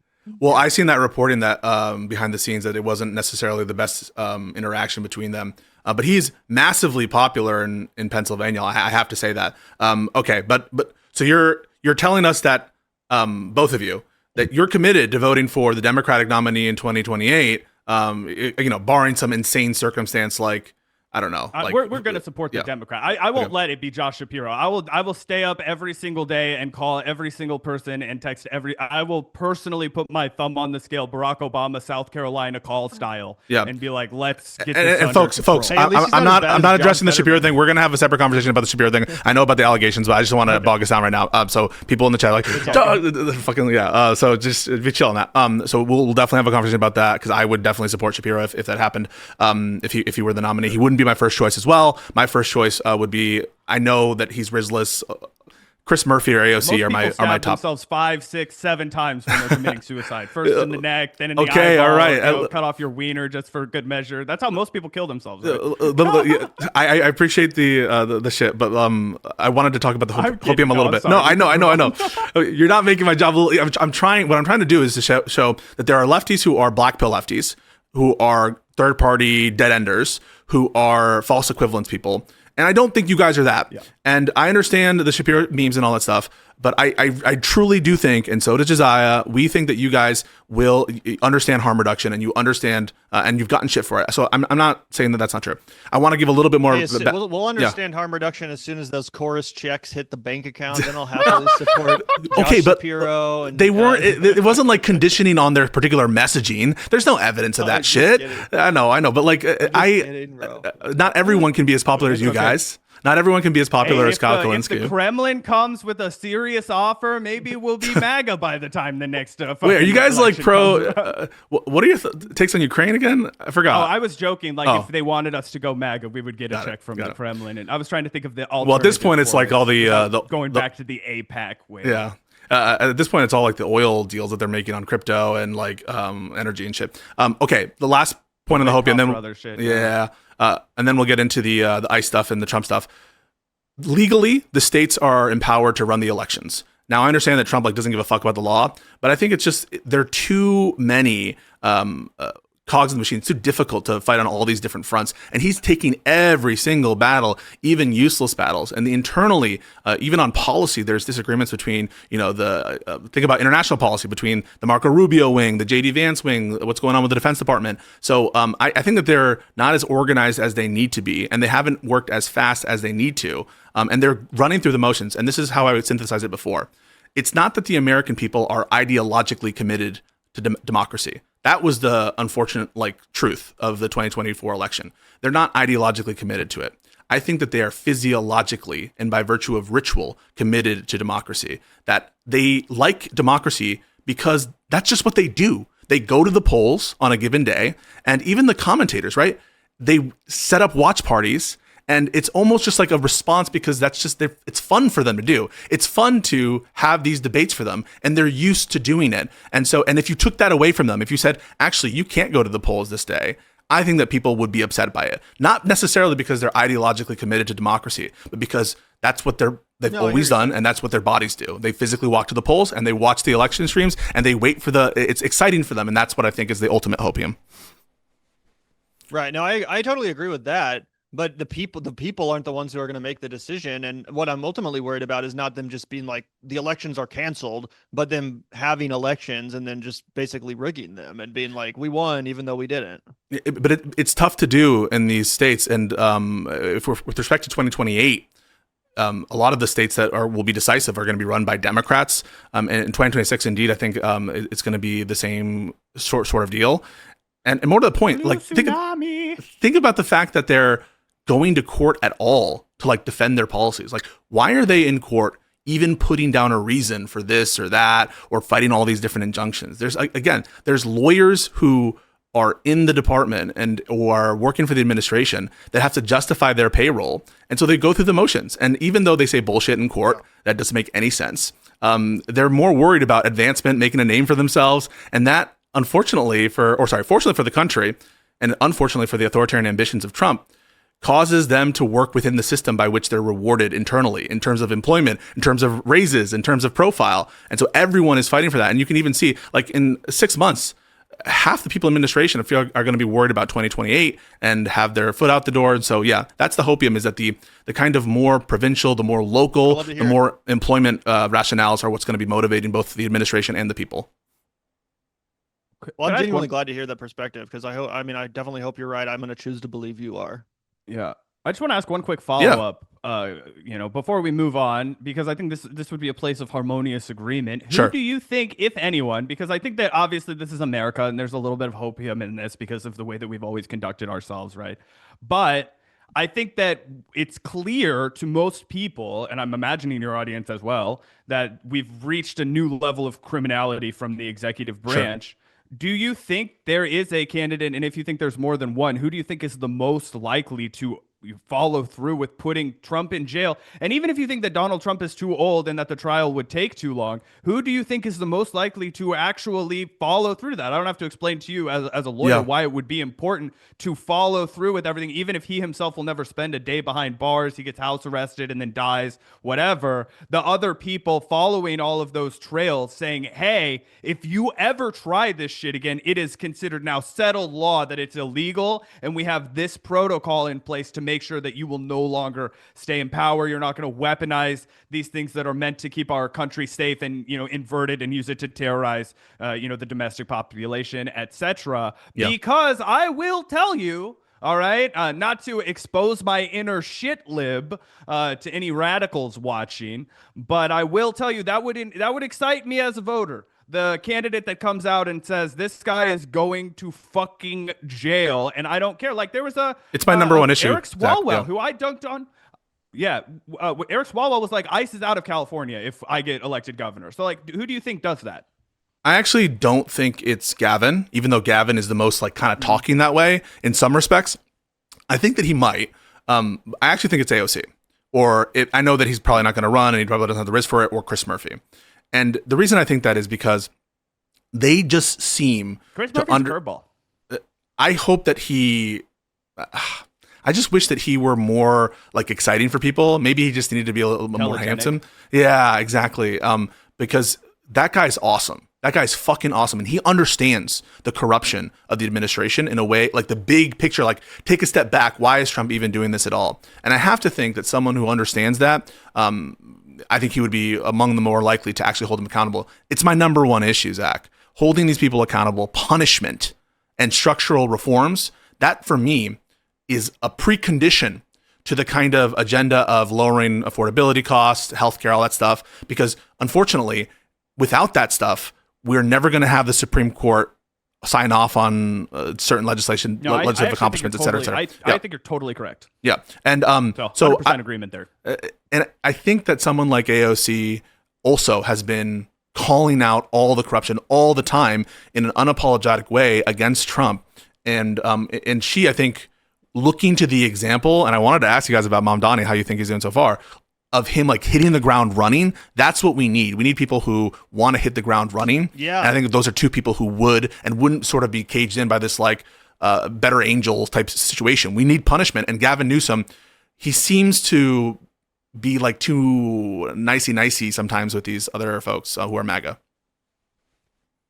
Yeah, totally. No, I think Zoran has actually walked that line perfectly, because obviously there was the sort of famous photo op with Donald Trump in the White House where he basically charmed Trump and, prevented Trump from standing in his way. So he's smart and he's savvy, and he's not just out here like scoring points for the sake of scoring points against the right. Like, he is above all concerned with his constituency and with delivering on the promises. And that's part of the reason why he's been able to swiftly deliver on so many promises already. Making those alliances where it's smart with Democrats like Kathy Hochul. I mean, there's an example of what you were talking about. Yes. Sometimes, yes, the left, the progressives, they do have to, out of necessity, ally with corporate shit libs. And I said Hochul should step down. I just want to be clear. And this is, I think, a position a lot of resistance, sorry to interrupt you, that liberals, a lot of resistance libs types have agreed on, is that how Hochul handled Eric Adams' blatant corruption, not to at least try to use her authority to get him out of office in the interim. I thought it was based as fuck when Mamdani said every fucking executive or mayoral action taken after the time in which you were indicted is just automatically rescinded. I thought that was based as hell. I thought that was a message that we don't stand for. We've had enough of corrupt Democrats in New York City. It really is a problem. And sometimes we have like a lack of talent. So yeah, that said, even though I was mad at Kathy Hochul, I appreciate that he's not self-destructing. He knows he needs Hochul, and so he's going to work within it. He's practical, pragmatic, and that's what I want. Sorry to interrupt. Go ahead. Oh no, you're 100% fine, man. And I think that, I gave Zoran some shit for not endorsing Chi Osei, or not even not endorsing him, but for coming out and basically telling him to stand down and like commanding the whole DSA to like stand down against Hakeem Jeffries. I did think that was a mistake, but I can forgive it because of the fact that he's so brilliantly maneuvered the relationship with Kathy Hochul, and probably some of that did have to do with throwing Hakeem a bone. So, it is what it is. He just can't. It can't be from him, right? Like, it can't be from him. And right. Well, that's why. Yeah. That's why I was saying that, like, it would have been okay with me if he didn't straight up endorse Chi Osei, but I just thought it was a mistake for him to get involved at all and come out there and basically command the entire NYC DSA to not support a challenger to Hakeem Jeffries. That I thought was overkill. But yeah, I think he's maneuvered brilliantly. I think he's a true political genius, not just in his communicative abilities, like we've compared him to Obama for that reason. But I think unlike Obama, what he understands is that, he started delivering on the promises he made day one. He didn't renege. He didn't backtrack. No, literally since he's become mayor, he has already just been delivering win after win. And I think that he'll be rewarded for it, because I think the voter responds to nothing more than feeling like, okay, the guy I sent to do the job is doing the fucking job. He's actually working on my behalf. I can forgive him when he messes up. He doesn't have to deliver everything he promised, but it at least feels like he's actually doing his fucking job. And that's something that the American public is so we're just not used to getting that from our elected officials. We're just programmed now to think that, even if the guy you want to win wins, they're still not going to do anything. They're still going to have made a bunch of false promises. They're going to make up all these excuses like a Senate parliamentarian or whatever the fuck. And Zoran's just like, nope, no excuses. I'm a genius. I'm getting this done, and it's all getting done for you and for the improvement of your life and community. Zach, thoughts on Mamdani, and then we'll get to our last topic. Yeah, listen, Zoran is my hero, right? There is probably not a bigger Mamdani stan on the internet than myself, potentially Gavin, right? Gavin and I, we brag about this all the time. We're really fucking proud of it. We interviewed Zoran for the first time in November of 2020, okay? Nobody knew who Zoran was. We were still making jokes, calling him Young Cardamom, okay? He did the soundtrack for Did you hear the rap Never shit? Seen by Anybody. Yeah, dude, he did this soundtrack for this movie called Queen of Kotway that I think his mom directed or some shit like that, but it was like Disney adjacent. Anyway, so he had this music video that everybody saw when it went viral later on in his mayoral run. But I was so inspired by this guy, and the vision that he had. We followed him when he did the hunger strike for the taxi medallion debt relief. We followed him when he did his first hunger strike to get a ceasefire resolution passed while he was or his second hunger strike when he was later on in the assembly after October 7th. This guy's had an incredible career, and he walks the walk, right? He has a history of putting his money where his mouth is.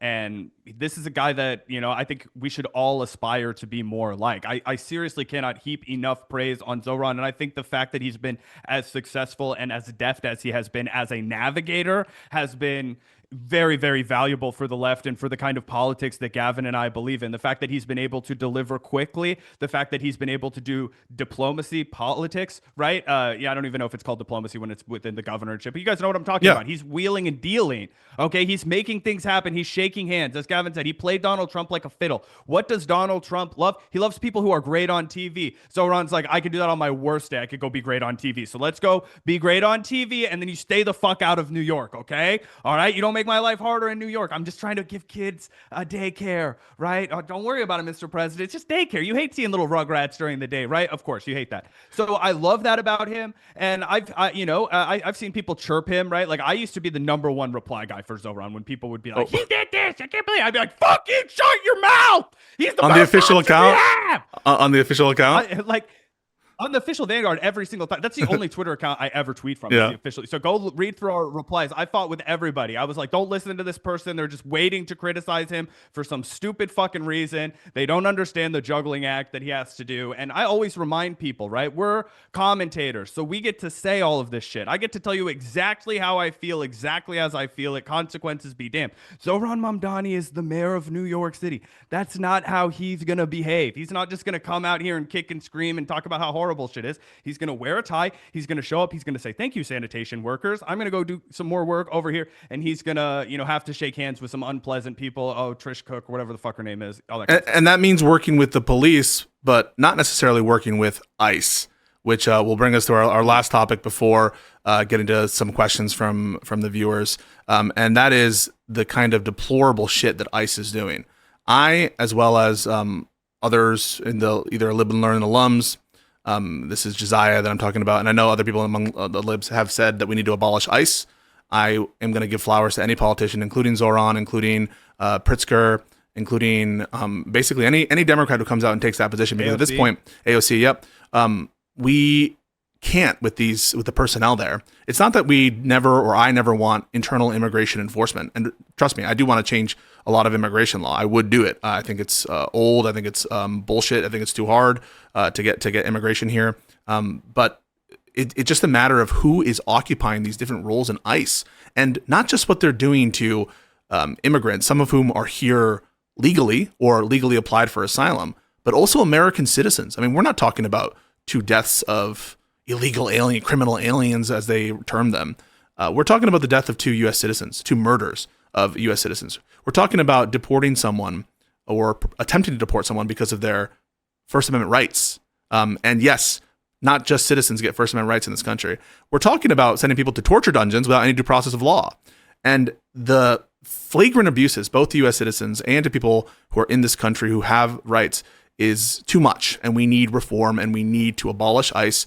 And to the extent that there's going to be any sort of pushback on that, I think that the messaging and this situation shows you that you can change public opinion. drastically the opinion over ICE has changed in response to what's going on, but also the rhetoric on it. So I want to get your guys' take on the political issues surrounding ICE, your opinions on the substantive conduct of ICE. So yeah, talk to me about what's going on. What do you think about these murders? And yeah. Fuck ICE. Yeah. 100%. I mean, yeah, Gavin, do you want to expound on that first, or? No, that's my sole contribution to the conversation. No, I'm just kidding. I mean, yeah, it's absolutely horrific. It's genuinely horrific. I think it makes even your most moderate or centrist Democrat uncomfortable to see these lawless fucking thugs wearing bandanas like they're bank robbers. I still can't get over that shit. I still just can't get over that shit, just from an optical perspective. Like, how the fuck aren't they just going to dress them up like normal cops? Like, I feel like that would greatly reduce the fear from your average American voter if they just looked like normal fucking law enforcement. Like, because we're already such an overly militarized, overly policed community. We're used to our police murdering Americans in the street in cold blood. The fact that they're wearing masks, though, like they're the fucking criminals, like they're the ones that the cops should be chasing after robbing a bank or something. It's just so jarring. It feels literally like something out of Mussolini's fucking Italy or Hitler's Germany, you know, the brown shirts, the black shirts. It's in that same tradition. It's genuinely outrageous. I mean, how else do you say it? It's fascism here in the streets of America, and it's not even, it doesn't even seem like they're pretending otherwise. Zach, your thoughts?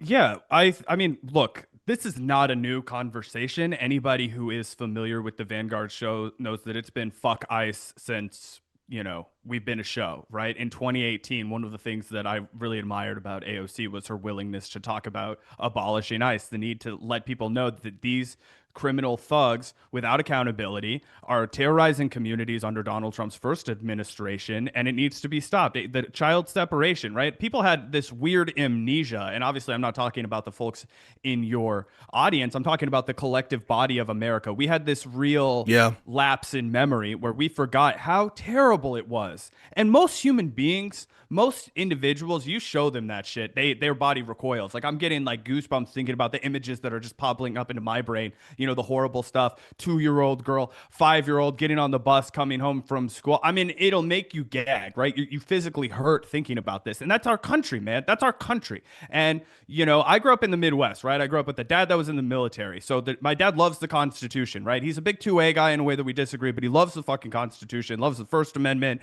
You know, hey, if you have a problem with the government, raise your fucking voice about it. I kind of listened. I do that for a living now. You know what I mean? That stuff matters to me. I think about the fact that my great, however many greats, Andrew Polson, came here in 1748. My ancestors fought in the Revolutionary War. There was this idea that we could do better as a society because we're not going to let these redcoats from fucking England tell us how we're going to live. We're not going to let the Boston Massacre happen. That was 8 people that got killed, 6 people that got killed, however many it was in the Boston Massacre. All right, and it led to a revolution. Okay, that we all celebrate, that we're all taught in the first fucking grade. Hey, they did this for liberty. They did this for you. They stood up against totalitarianism, this amorphous threat that was killing their neighbors. They said, enough is enough. We're not fucking having this. It all takes you right back to here where you're like, I'm looking at my history book. And that's common to say, and people think it's sensationalist, but it's not. It is not.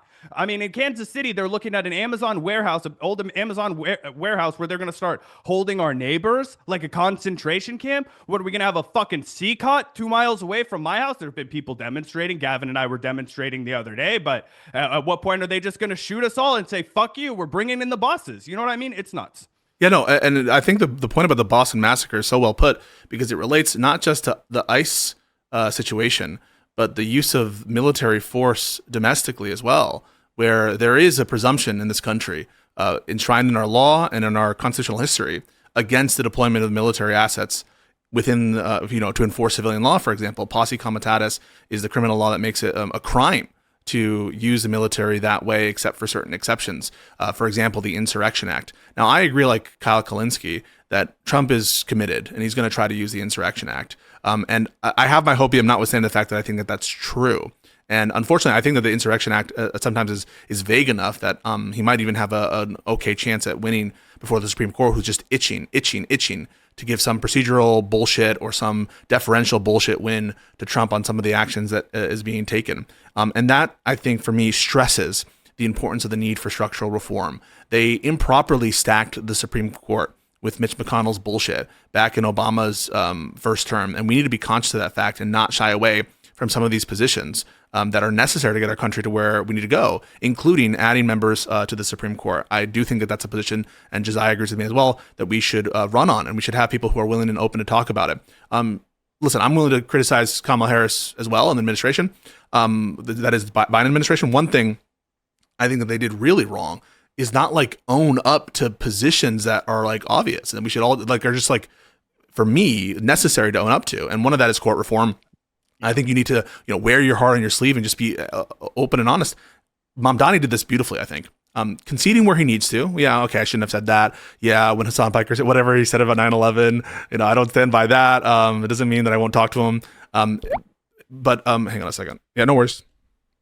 And that's one of the reasons I think that people can respect him, because he stands on business. So yeah, that's my take on why it's important to actually signal the positions that you need to either prevent this kind of thing from happening again and prevent this kind of like disastrous deployment of federal assets within states. What happened to states' rights? What happened to the Second Amendment, especially in this case, where the guy is like not using the gun to attack anyone. He's just legally carrying the weapon. And so what? Now we don't have that right anymore. So it's entirely ridiculous. Gavin, while I have you, any thoughts on what you think is going to happen, or on what Tim Walz is doing, or you can just react to what I said? As far as Tim Walz, I mean, I've been really disappointed by him ever since he announced that he was like fucking stepping down. That was weak.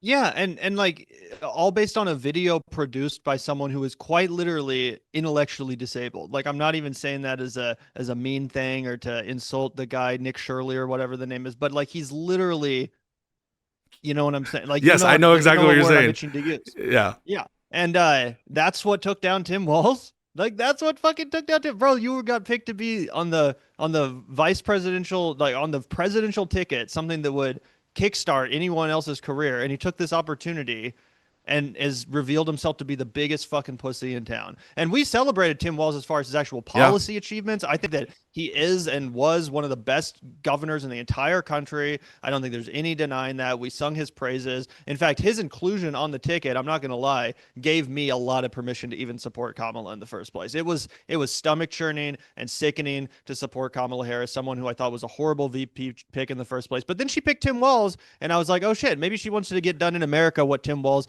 got done in Minnesota. It started getting me excited, right? I got really excited by that pick, Yeah, 100%. And then he shit the fucking bed during the debate. This guy who he literally got picked for calling weird, he all of a sudden was complimenting and saying like, oh, I'm so glad to have this discussion with you, and it's so nice to share this discourse, Mr.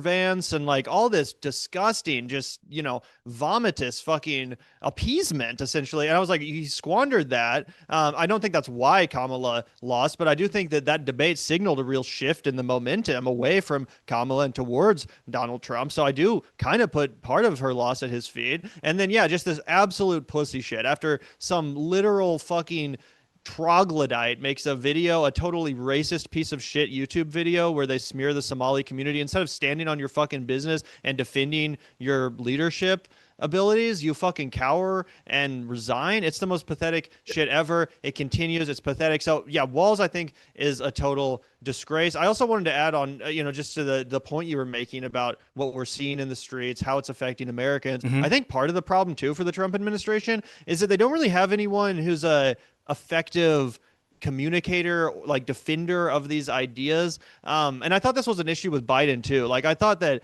he took a lot of damage for issues that a better president could have explained his way out of. He could have justified what was going on with, Ukraine or even Israel, stuff that I hardcore disagree with. Joe Biden was just so fucking cooked by the time he was president that he couldn't defend anything he was doing. The Afghan, withdrawal is the perfect example, I think. That was a policy I totally agreed with, but he totally got destroyed by the media because he couldn't defend himself, and his press secretaries were all fucking annoying losers. And I think Trump's in a similar situation, honestly, now, where it's like all this indefensible stuff. Part of the reason why it's so hard to defend is because all the people that are working for and Trump, they're Kash liars. Patel, Yes. Pam Bondi, yeah, they're all so bad at their job. Like I was watching Kash Patel this morning on Maria Bartiromo. Shout out to Josiah, by the way. I was watching his clip on Pondering Politics where they reviewed it, and I was just like, holy shit! Like I can't imagine being Trump and watching Kash Patel out on TV.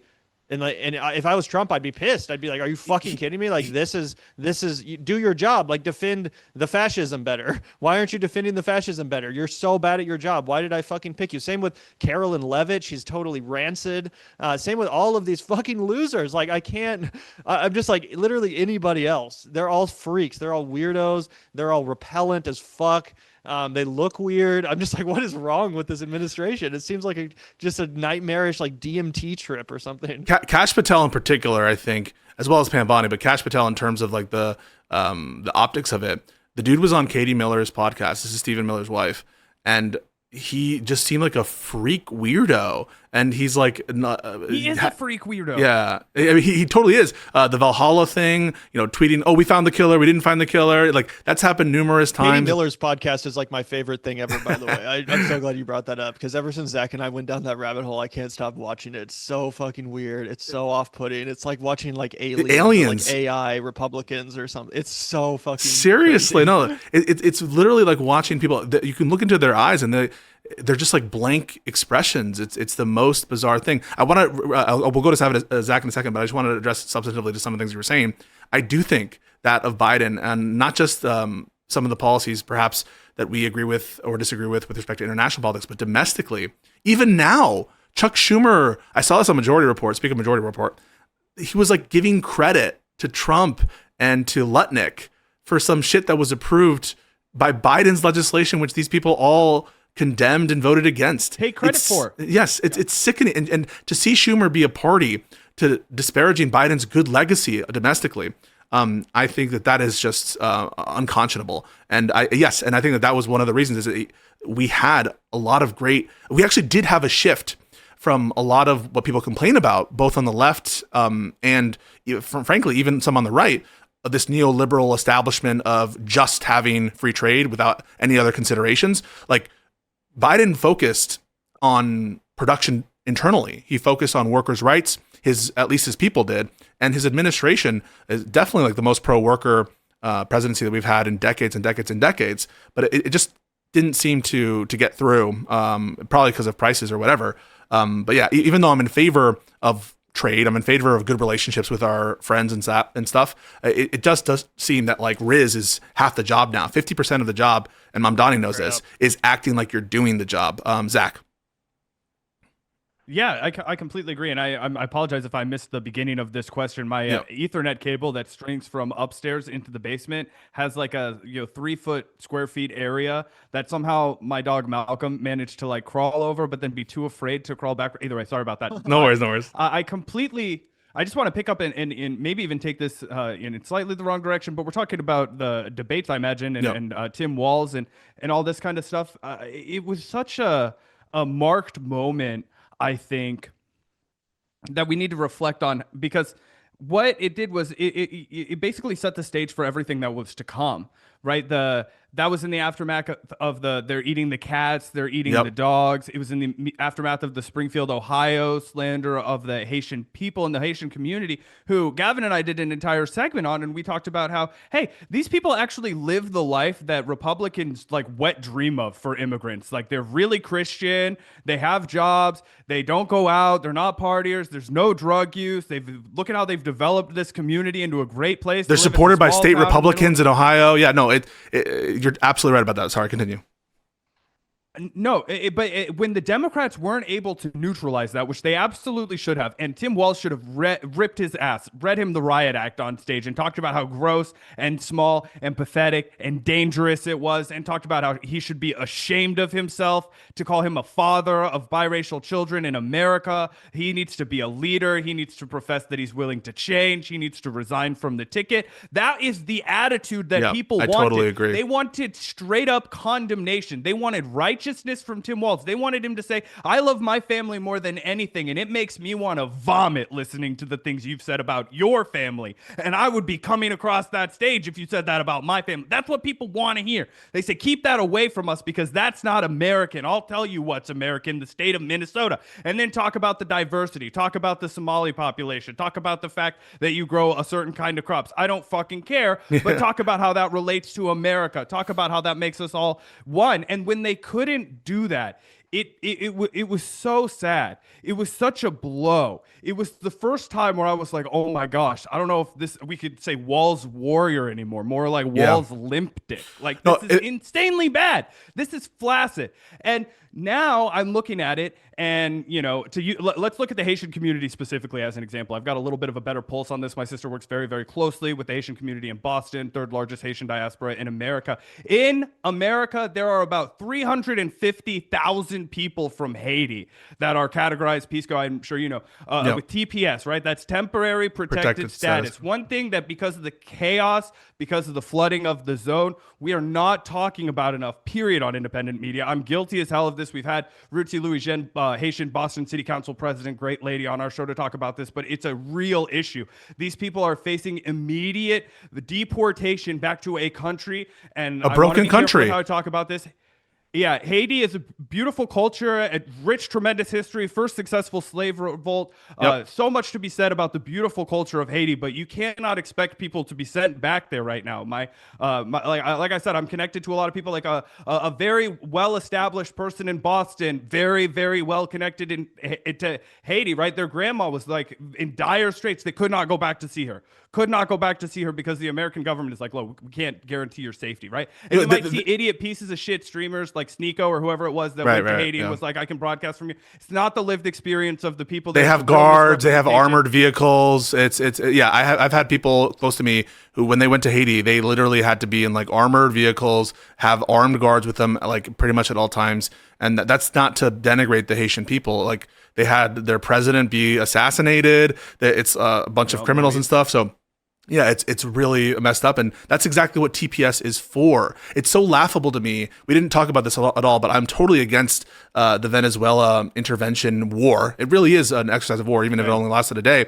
And I was one of the things that I was disappointed, and I totally agree that we need to take a stronger tone on some of these issues, including the interventions by Trump in Iran and Venezuela. Is this like total hypocrisy by MAGA Republicans on praying to like the benefit of the Venezuelan people, when it was deaf ears? Why did we have so many millions of people come during the Biden administration? Well, they were fleeing the regime. And where was the sympathy for the Venezuelan people fleeing Maduro when they were trying to, beg for asylum? It wasn't there. So they don't actually believe it. And one thing that we can definitely agree on is that the tone needs to be there. I think you and I and Josiah, we disagree on some things. We disagree on the core stuff. We disagree on some policies.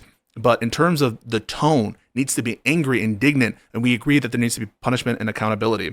I couldn't be more upset with that. For what it's worth, I think you guys are all, bright, honest guys. I think it's fun debating. One of the things that's really annoying is when you're debating a bunch of fucking idiots that don't know what they're talking about. And I always learn something when I talk to you, Pisco. So, I do admire your work, and I think that you do tremendous output. I think that it's really cool that you have a law degree and you continue to be a presence in the independent media space. So, despite our disagreements, I appreciate that. I love coming on here. I totally appreciate it. I don't take it personally. And I love disagreement. You guys know I fucking debate all these fucking losers who are literally arguing. Tim Pool, for example, you brought up Tim Pool before, and I go to his compound in West Virginia to watch him like try to defend deporting Mahmoud Khalil because he criticized Israel, and that's absolutely laughable. It's absolutely preposterous. Wait, did you debate Tim Pool? Oh yeah, I've done it like 4 or 5 times. I've debated on Kilmar Abrego Garcia. I've debated on Mahmoud Khalil. Yeah, I did watch one of those. Yeah. So I love debate. I appreciate that. I really do. The last thing on the walls, and then we'll get to questions, unless you guys have anything final to say on ICE or the Trump policies, is I think you can draw, as sad as it is, a connection between Nick Shirley, and a causal connection, I should say, between Nick Shirley and the murders that we just saw. And that is a sad state of affairs, that propagandist liars can bring about such chaos and such authoritarianism based on lies, based on bullshit. but it is an opportunity. Now that we are in this situation, I think people are starting to wake up that there needs to be 100% resistance. There needs to be a recognition that this is abnormal and this is the clear and present danger that we need to confront. So yeah, I'm glad that you guys agree with that. And before we get to questions, any final thoughts? Totally. My only final thought on what you just said is that I totally agree with that. I've kind of been saying a similar thing, which is like the only silver lining of Trump 2.0, the only silver lining of this fascism, if we survive it as a country, is the fact that it'll radicalize people away from the bullshit old school neoliberal approach that has failed us time and time again, that has basically defined the Democratic Party of my entire life. Finally, people will wake up and say, all right, we got to move beyond that. We have to actually elect a more populist, progressive, socialist leader. So that's one silver lining. And then, yeah, just, people waking up in general to the reality of our country and learning how to genuinely fight back. I think it is important. And hopefully the next Democratic president understands that and does go after Trump to prevent this from happening again, because that's my other worry. It's like, yeah, we might have another 4 to 8 years of calm, but then fucking Nick Fuentes is going to become president or something. Like, no, we have to stop this now. We have to realize that this Republican Party, quote unquote, is actually just a fascist movement that with every single election cycle gets a little bit more radicalized, gets a little bit more fascist, gets a little bit less interested in preserving democracy or basically anything that makes this country, right? So we have to realize that, and we actually have to defeat this party, not in the sense that we make it fucking illegal to be a Republican or something, but to make it so that this party can't keep spiraling out of control, to set some precedent by locking up these traitors and these treasonous fucking bad actors who tried to destroy for their crimes, though. I mean, and you did say that. I just want to make sure it's clear for the audience. You guys don't identify as like Marxist Leninists who want to get rid of rights and not let people have free speech or due process or any of that stuff, do you? No. What are you talking about? I'm a fully automated luxury Stop. communist. I support the 4/26/9 work week. No, look. No, I think man, that in fact, I think that we need to the only sense in which we need to be authoritarian is by making it illegal to be authoritarian. You know what I'm saying? Like, we need to be fascist against fascists. But as far as anyone else, no, I'm 100% in favor of liberal values, democracy, free speech, and I don't voting think that and even stuff. if a socialist becomes 100%. Yeah, that's the shit that fucks me up, man, because that's why we're politically homeless, Pisco. That's why we're politically homeless, because we'll have the arguments that we just had with you, right? But then other people will be like, did you know North Korea is a paradise and it's all United States? And I'm like, no, it's not. And that doesn't mean I can't say that I want a bullet train like China, but we can be adults and talk about the fucking... They can't use the internet like we can. That's a CIA light. No, it's not. Go to fucking China. Like, it literally, right? So that shit sends me over the edge, too, because like I said, we're politically homeless. I would say that Gavin and I firmly, proudly, and passionately identify as the left flank of the Democratic Party. And if I could leave your audience one fucking message, it is that Gavin and I are the loudest, angriest, proudest members of the Democratic left flank party. Like, I want to see AOC be president of the United States. I want to see Rashida Tlaib elevated. I want to see Ilhan Omar elevated in American politics. I want to see people like John Ossoff and Andy Beshear, take on more progressive roles in the Democratic Party. Gavin and I have talked about J.B. Pritzker. Like, I'm not a Democrat hater. I want somebody like Sherrod Brown to get a seat back in Ohio and rebalance the state.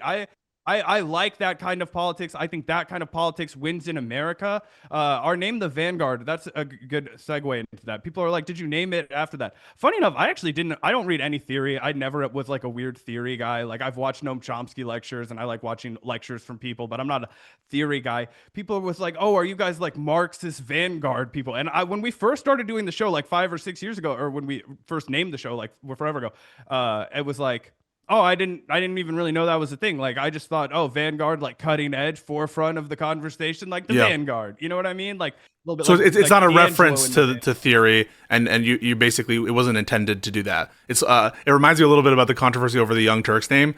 because I don't know if you guys have surely covered this, that the Young Turks we actions. dunked on them. Yeah, There's a reason he had an Armenian 19-year-old sitting next to him when he started that fucking broadcast and called it the Young Turks. I'm just saying that wasn't a coincidence. Cenk, I just want to go and find the only qualified co-host in all of Los Angeles. Let me pick a recent high school graduate. But don't worry, like there's I'm just saying. I'm just saying, especially because he'd previously been on record denying the Armenian genocide. Like he made blog posts in his past talking about how it didn't happen, and apparently, well, the funny thing is that when he hired Anna Kasparian, he still was denying the Armenian genocide. She actually talks about this, how she's the one that changed his mind, and how she sat down with him and was like, "Yo, dude, literally this fucking happened. I'm Armenian. My ancestors were fucking slaughtered by the Turks. Like, admit it," and he did. So that actually is pretty funny. And as much as we give them shit for that, I don't actually. Like, I think it's, admirable that Cenk has grown, and it's all on the record how he's admitted that he was propagandized and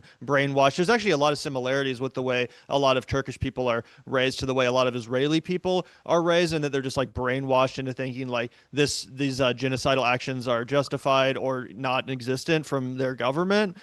So I actually totally understand Cenk's journey, and I don't hold the TYT name against them to this day. But speaking of the Vanguard name, I do think it is kind of funny, and it's a good coincidence that it comes from left-wing theory. And I do think that, I mean, regardless of Marxist Leninism, you can have a Vanguard, party that is still an effective political operating entity in this day and age. I don't think it has to be directly tied to like the ideas of fucking Lenin.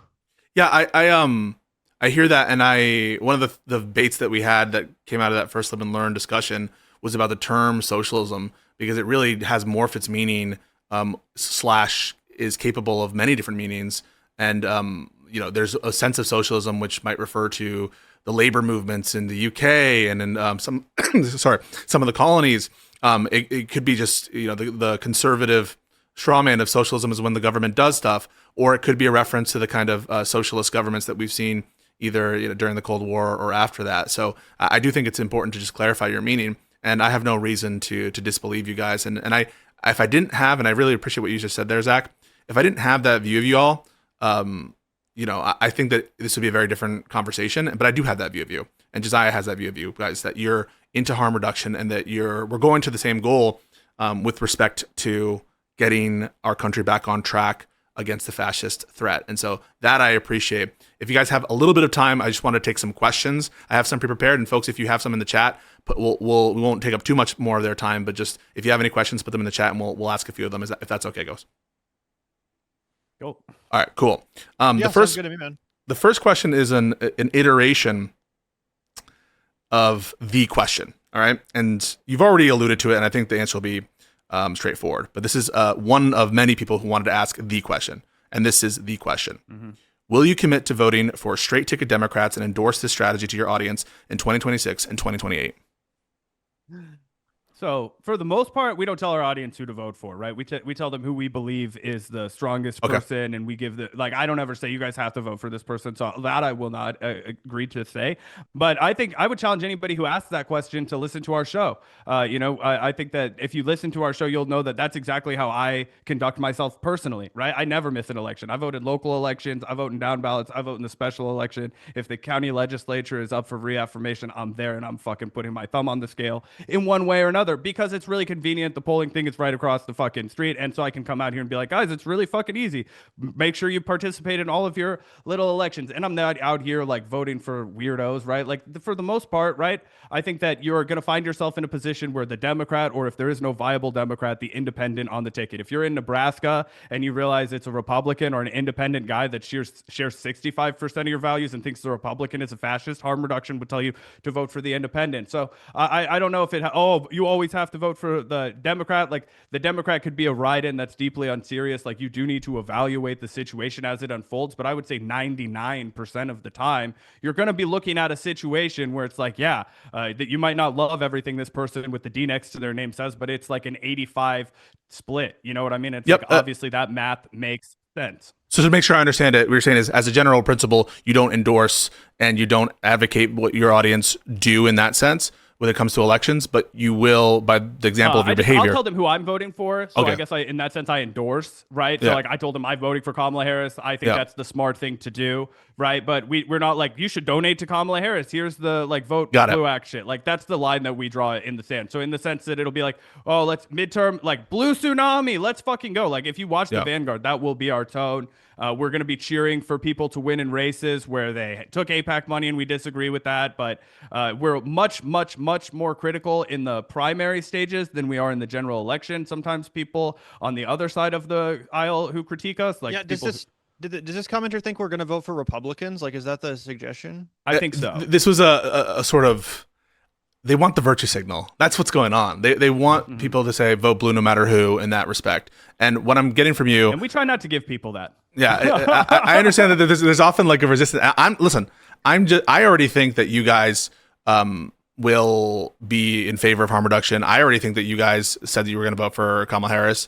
Now, do I agree with all the criticisms that you have of the Harris campaign, et cetera? No, but that's sort of, I think, the biggest like elephant in the room for the audience is like, will they support Democrats? And I think that with your answer there, I think that you will support Democrats.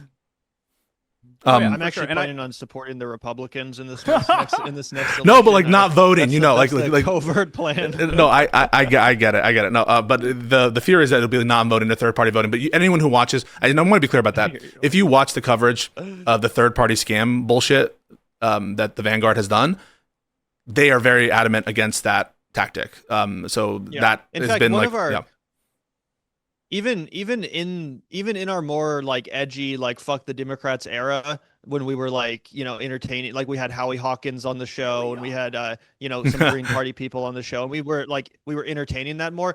Even simultaneously to that era, we also dropped one of our very first ever pieces of actual journalism, an expose that we did on the movement for a People's Party. I don't know if you remember this shit, but if you think of the Green Party is a scam, wait until you hear about the movement for a People's Party, which I imagine at this point few people even remember, but it was kickstarted by Nick Brana in association with Jimmy Dore. They had a big convention. They had Cornel West and all these people come speak at it. Like even some honestly pretty legit folks kind of got roped into it at first because they just kind of bought into the, like they kind of fell for the shit, you know? But we were like interviewing people from within the organization and immediately realized it was a total scam, that they'd never actually planned on running any candidates. There was just a way to raise money for Nick Brana and Jimmy Dore and create this fake movement. So we've actually been exposing third-party scammers and the whole, you know, unrealistic nature of that movement. And specifically on the left, with Jimmy Dore and some of the movements that have emerged there. Because I do think that, like, as much shit as we give the third party movement, like they are right about the duopoly being totally fucked and it really strangling the voter in this country and literally almost mathematically forcing the pendulum to swing back and forth between neoliberals and fucking fascists, and it accelerates the fascism, I think, inherent to the Republican Party because of that structure. So like they are right about the critique of duopoly, and I think that it would be great for us as a country to embrace something like ranked choice voting to help us break free from the two-party system. But unfortunately, as I always say, there's just not a viable third party. Yeah, there needs to be a structure for that, like ranked choice or some kind of right. It's two rounds of voting, that kind of shit. Yeah, 100%. And it's like, even in the very few times that you see third-party success, like, for example, we've covered Jesse Ventura's election as a third-party governor in Minnesota in the mid-90s. He is the only governor in modern American history to win as a third-party option at the gubernatorial level. But that was a special circumstance. You know, he was a celebrity, essentially. He had way higher name recognition. In addition to being a mayor, a lot of people don't know this, but he was the mayor of Brooklyn Park, Minnesota, before becoming governor. So in addition to being a celebrity and a wrestler and an actor, he also had political experience. He really was the perfect third party candidate. But almost always the third parties run someone entirely unserious, or it's just like Jill Stein for the 100th time or whatever.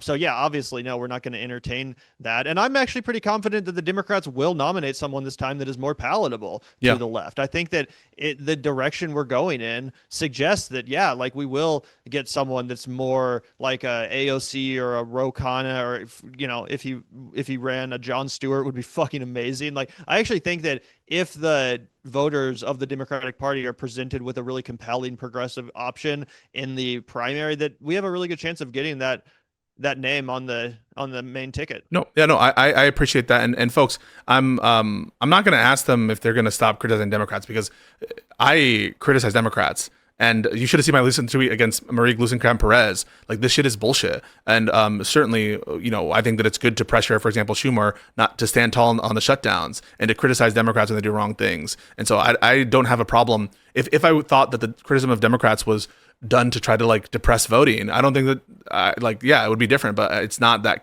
that's not the case. I don't have that impression. Question from Bungo. What do you think about Newsom being more combative in his public messaging against Trump than Mondani has been? You don't have to accept that framing, but that's the question.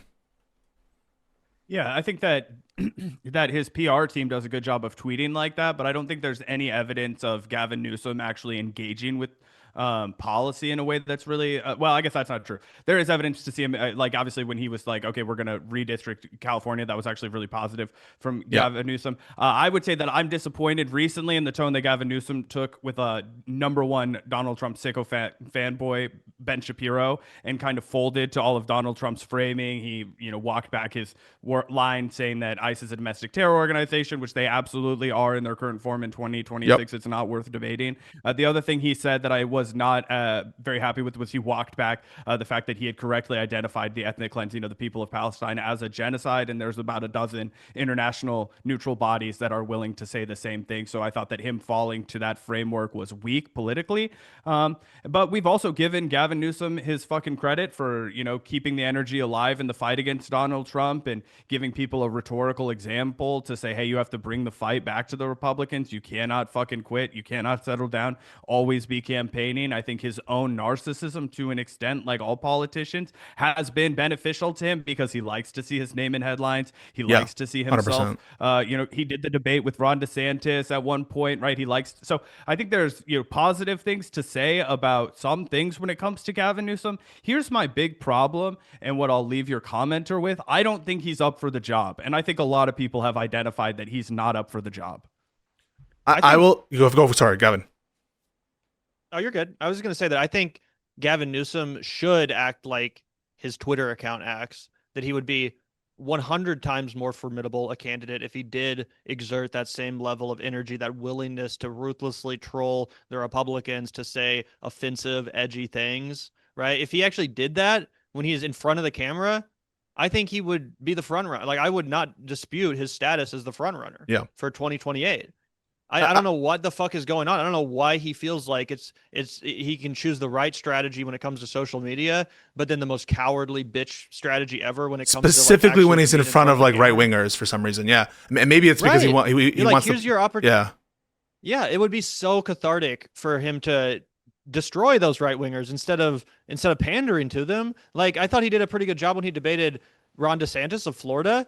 If he just continued with like more of that energy and less of this weird, like, conciliatory, like, he almost comes off like he's like a dumb person, like when he's interviewing Ben Shapiro. Like, he literally doesn't, it's not just that he's pandering, he genuinely seems under-equipped, and like he can't actually, and he's not stupid. Yeah, no, I totally get that. Seems like he fucking is. No, on his podcast. On his podcast. Yeah, I think that he has that. It's so weird perspective. Ezra Klein said something. He's like, I knew what was going on. You were listening, weren't you? You were listening. I'm like, okay, maybe, but that doesn't give you an excuse to let Kirk or Bannon or Shapiro. I still haven't seen that interview, but Josiah was like ranting at me about it. It was terrible. Yeah, and if you want to like understand them, quote unquote, or like listen to them or whatever, do that in fucking private. Like, we all know that it's a one big club anyway, and then these guys are all hanging out behind the scenes. So yeah, understand them in private. Fucking absorb their information so you can use it against them in public.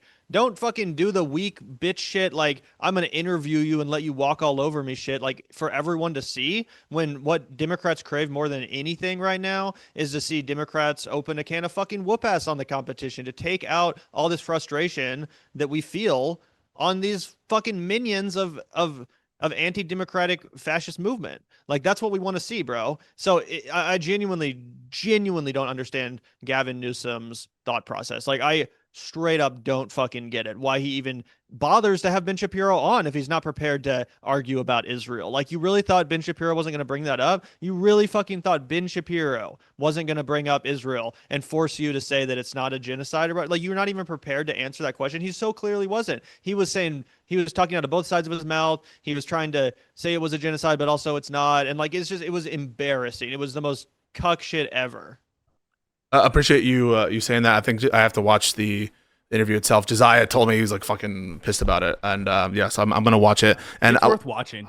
I'm not surprised because the first interviews I like sat through 10 minutes of it, the one with Charlie Kirk, and I was really pissed at his framing there. And it really was the kind of litigation strategy which California is doing, and I give them major props for that. I give major props for the fucking the vote for the expansion of the gerrymandering right in California. I think that's all good stuff. Same, we did too. And so that all of that is positive, and so definitely agree with that. Weird Especially that we Nina got fucked Turner. so bad in Missouri. What happened in Missouri with gerrymandering? Oh, just gerrymandering. Yeah. The Emmanuel Cleaver, who has his problems, but he was one of the first congressmen to call for a ceasefire. He's been redistricted. There's almost zero chance that he retains his seat. He was the first black mayor of Kansas City, and he's been a representative in the Kansas City area for a long time. And It's honestly so he's got so problems, fucked. But the fact that this is how he's losing his seat, a lot of people are fucking grouchy about it. And we do want like a national solution, but I get so exhausted when people like Nina Turner, who once apparently for Democrats to be bigger fighters in some areas, said like, on this hill, we don't want Democrats to gerrymander in response to what they did in fucking Texas and what they're doing across the country. It's so stupid. I don't understand. It almost seems like for certain people, I know that you're not those people like Nina Turner, it feels like they can't win no matter what they do. And so that always pisses me off, but thank you for mentioning that. A couple others, and then we'll end up. The question is regarding Trump. What do you think has surprised you by the Trump administration? Anna Kasparian said she was surprised by how depraved it was going to be. Have you been surprised by any of the actions they've taken, either internationally or domestically? The one thing that none of the immigration stuff has shocked me. We told you there'd be fascist shock troopers, fucking stormtroopers, all this stuff. The one thing that has genuinely shocked me that I didn't see coming. All right, there's actually two of them. One, randomly destroying the White House. That way, he did not campaign on it. Yeah, sure. It seems like a politically suicidal thing to do for any president, to just come in, like, just from the sake of your poll numbers and like the way that it's coming off to the public. It seems so cartoonishly evil to bring a bulldozer out there and with no permission just start going in on the fucking White House itself. Like the people's fucking that is the most cartoonish shit. Again, he never talked about it. He didn't campaign on it. There was no hints that he was interested in doing this. And that's not it, obviously. I mean, all of the weird renovations he's done in the White House are just so fucking weird and cartoonish. So that's the one thing that does genuinely surprise me that I didn't see coming. The other one is Greenland. I had no fucking idea that Trump gave a shit about Greenland. I didn't even know he fucking knew what Greenland was. And then all of a sudden he gets elected and he can't shut the fuck up about Greenland and taking over Greenland. Same with Canada, taking over Canada. Like those, I did not have either of those things on my bingo card whatsoever. I could not have predicted it. Even the Venezuela thing, I'm like, yeah, clearly the neocons were trying to get this done for a while. Same with Iran, but fucking Greenland is so weird. Zach?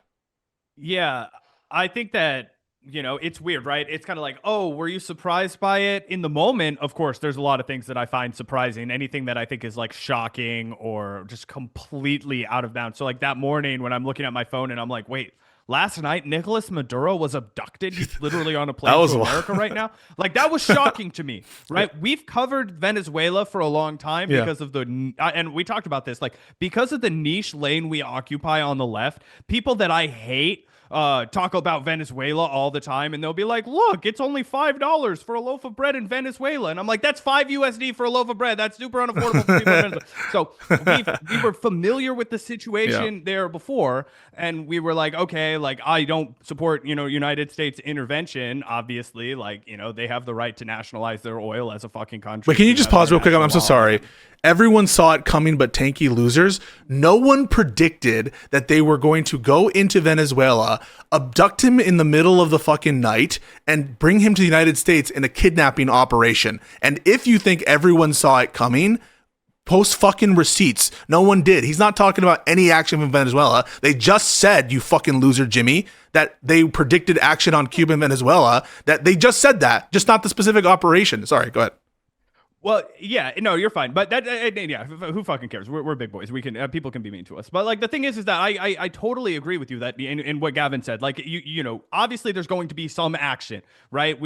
Assassination of Qasem Soleimani leads you to believe that at one day you could wake up and be like, oh, this Iranian general's dead, or this guy in Lebanon just got fucking murked, or oh my gosh, can you believe that in Bolivia this happened? So you're always like expecting a little bit of something. But the more and more I found out about the like hundreds of people that are involved in the night raid in Venezuela, it became very like black ops. It became very much like I'm watching a movie that is also America, and I don't like the guy that's in charge, right? It really did feel like when you're watching like a film and it's the first like 5 minutes are something really bad happening being done by really like illegal guys who are behaving illegally, and then it like jumps back and you're just a podcaster that's playing on your computer and you're just like, this is how it all began to end, and you were just here getting the news. So that was shocking, and I try not to become desensitized to things like that. The other thing that I should have seen coming more that I didn't expect the scale of was the self-enrichment. I knew that he was going to do some self-enrichment. He did it, but it's everything.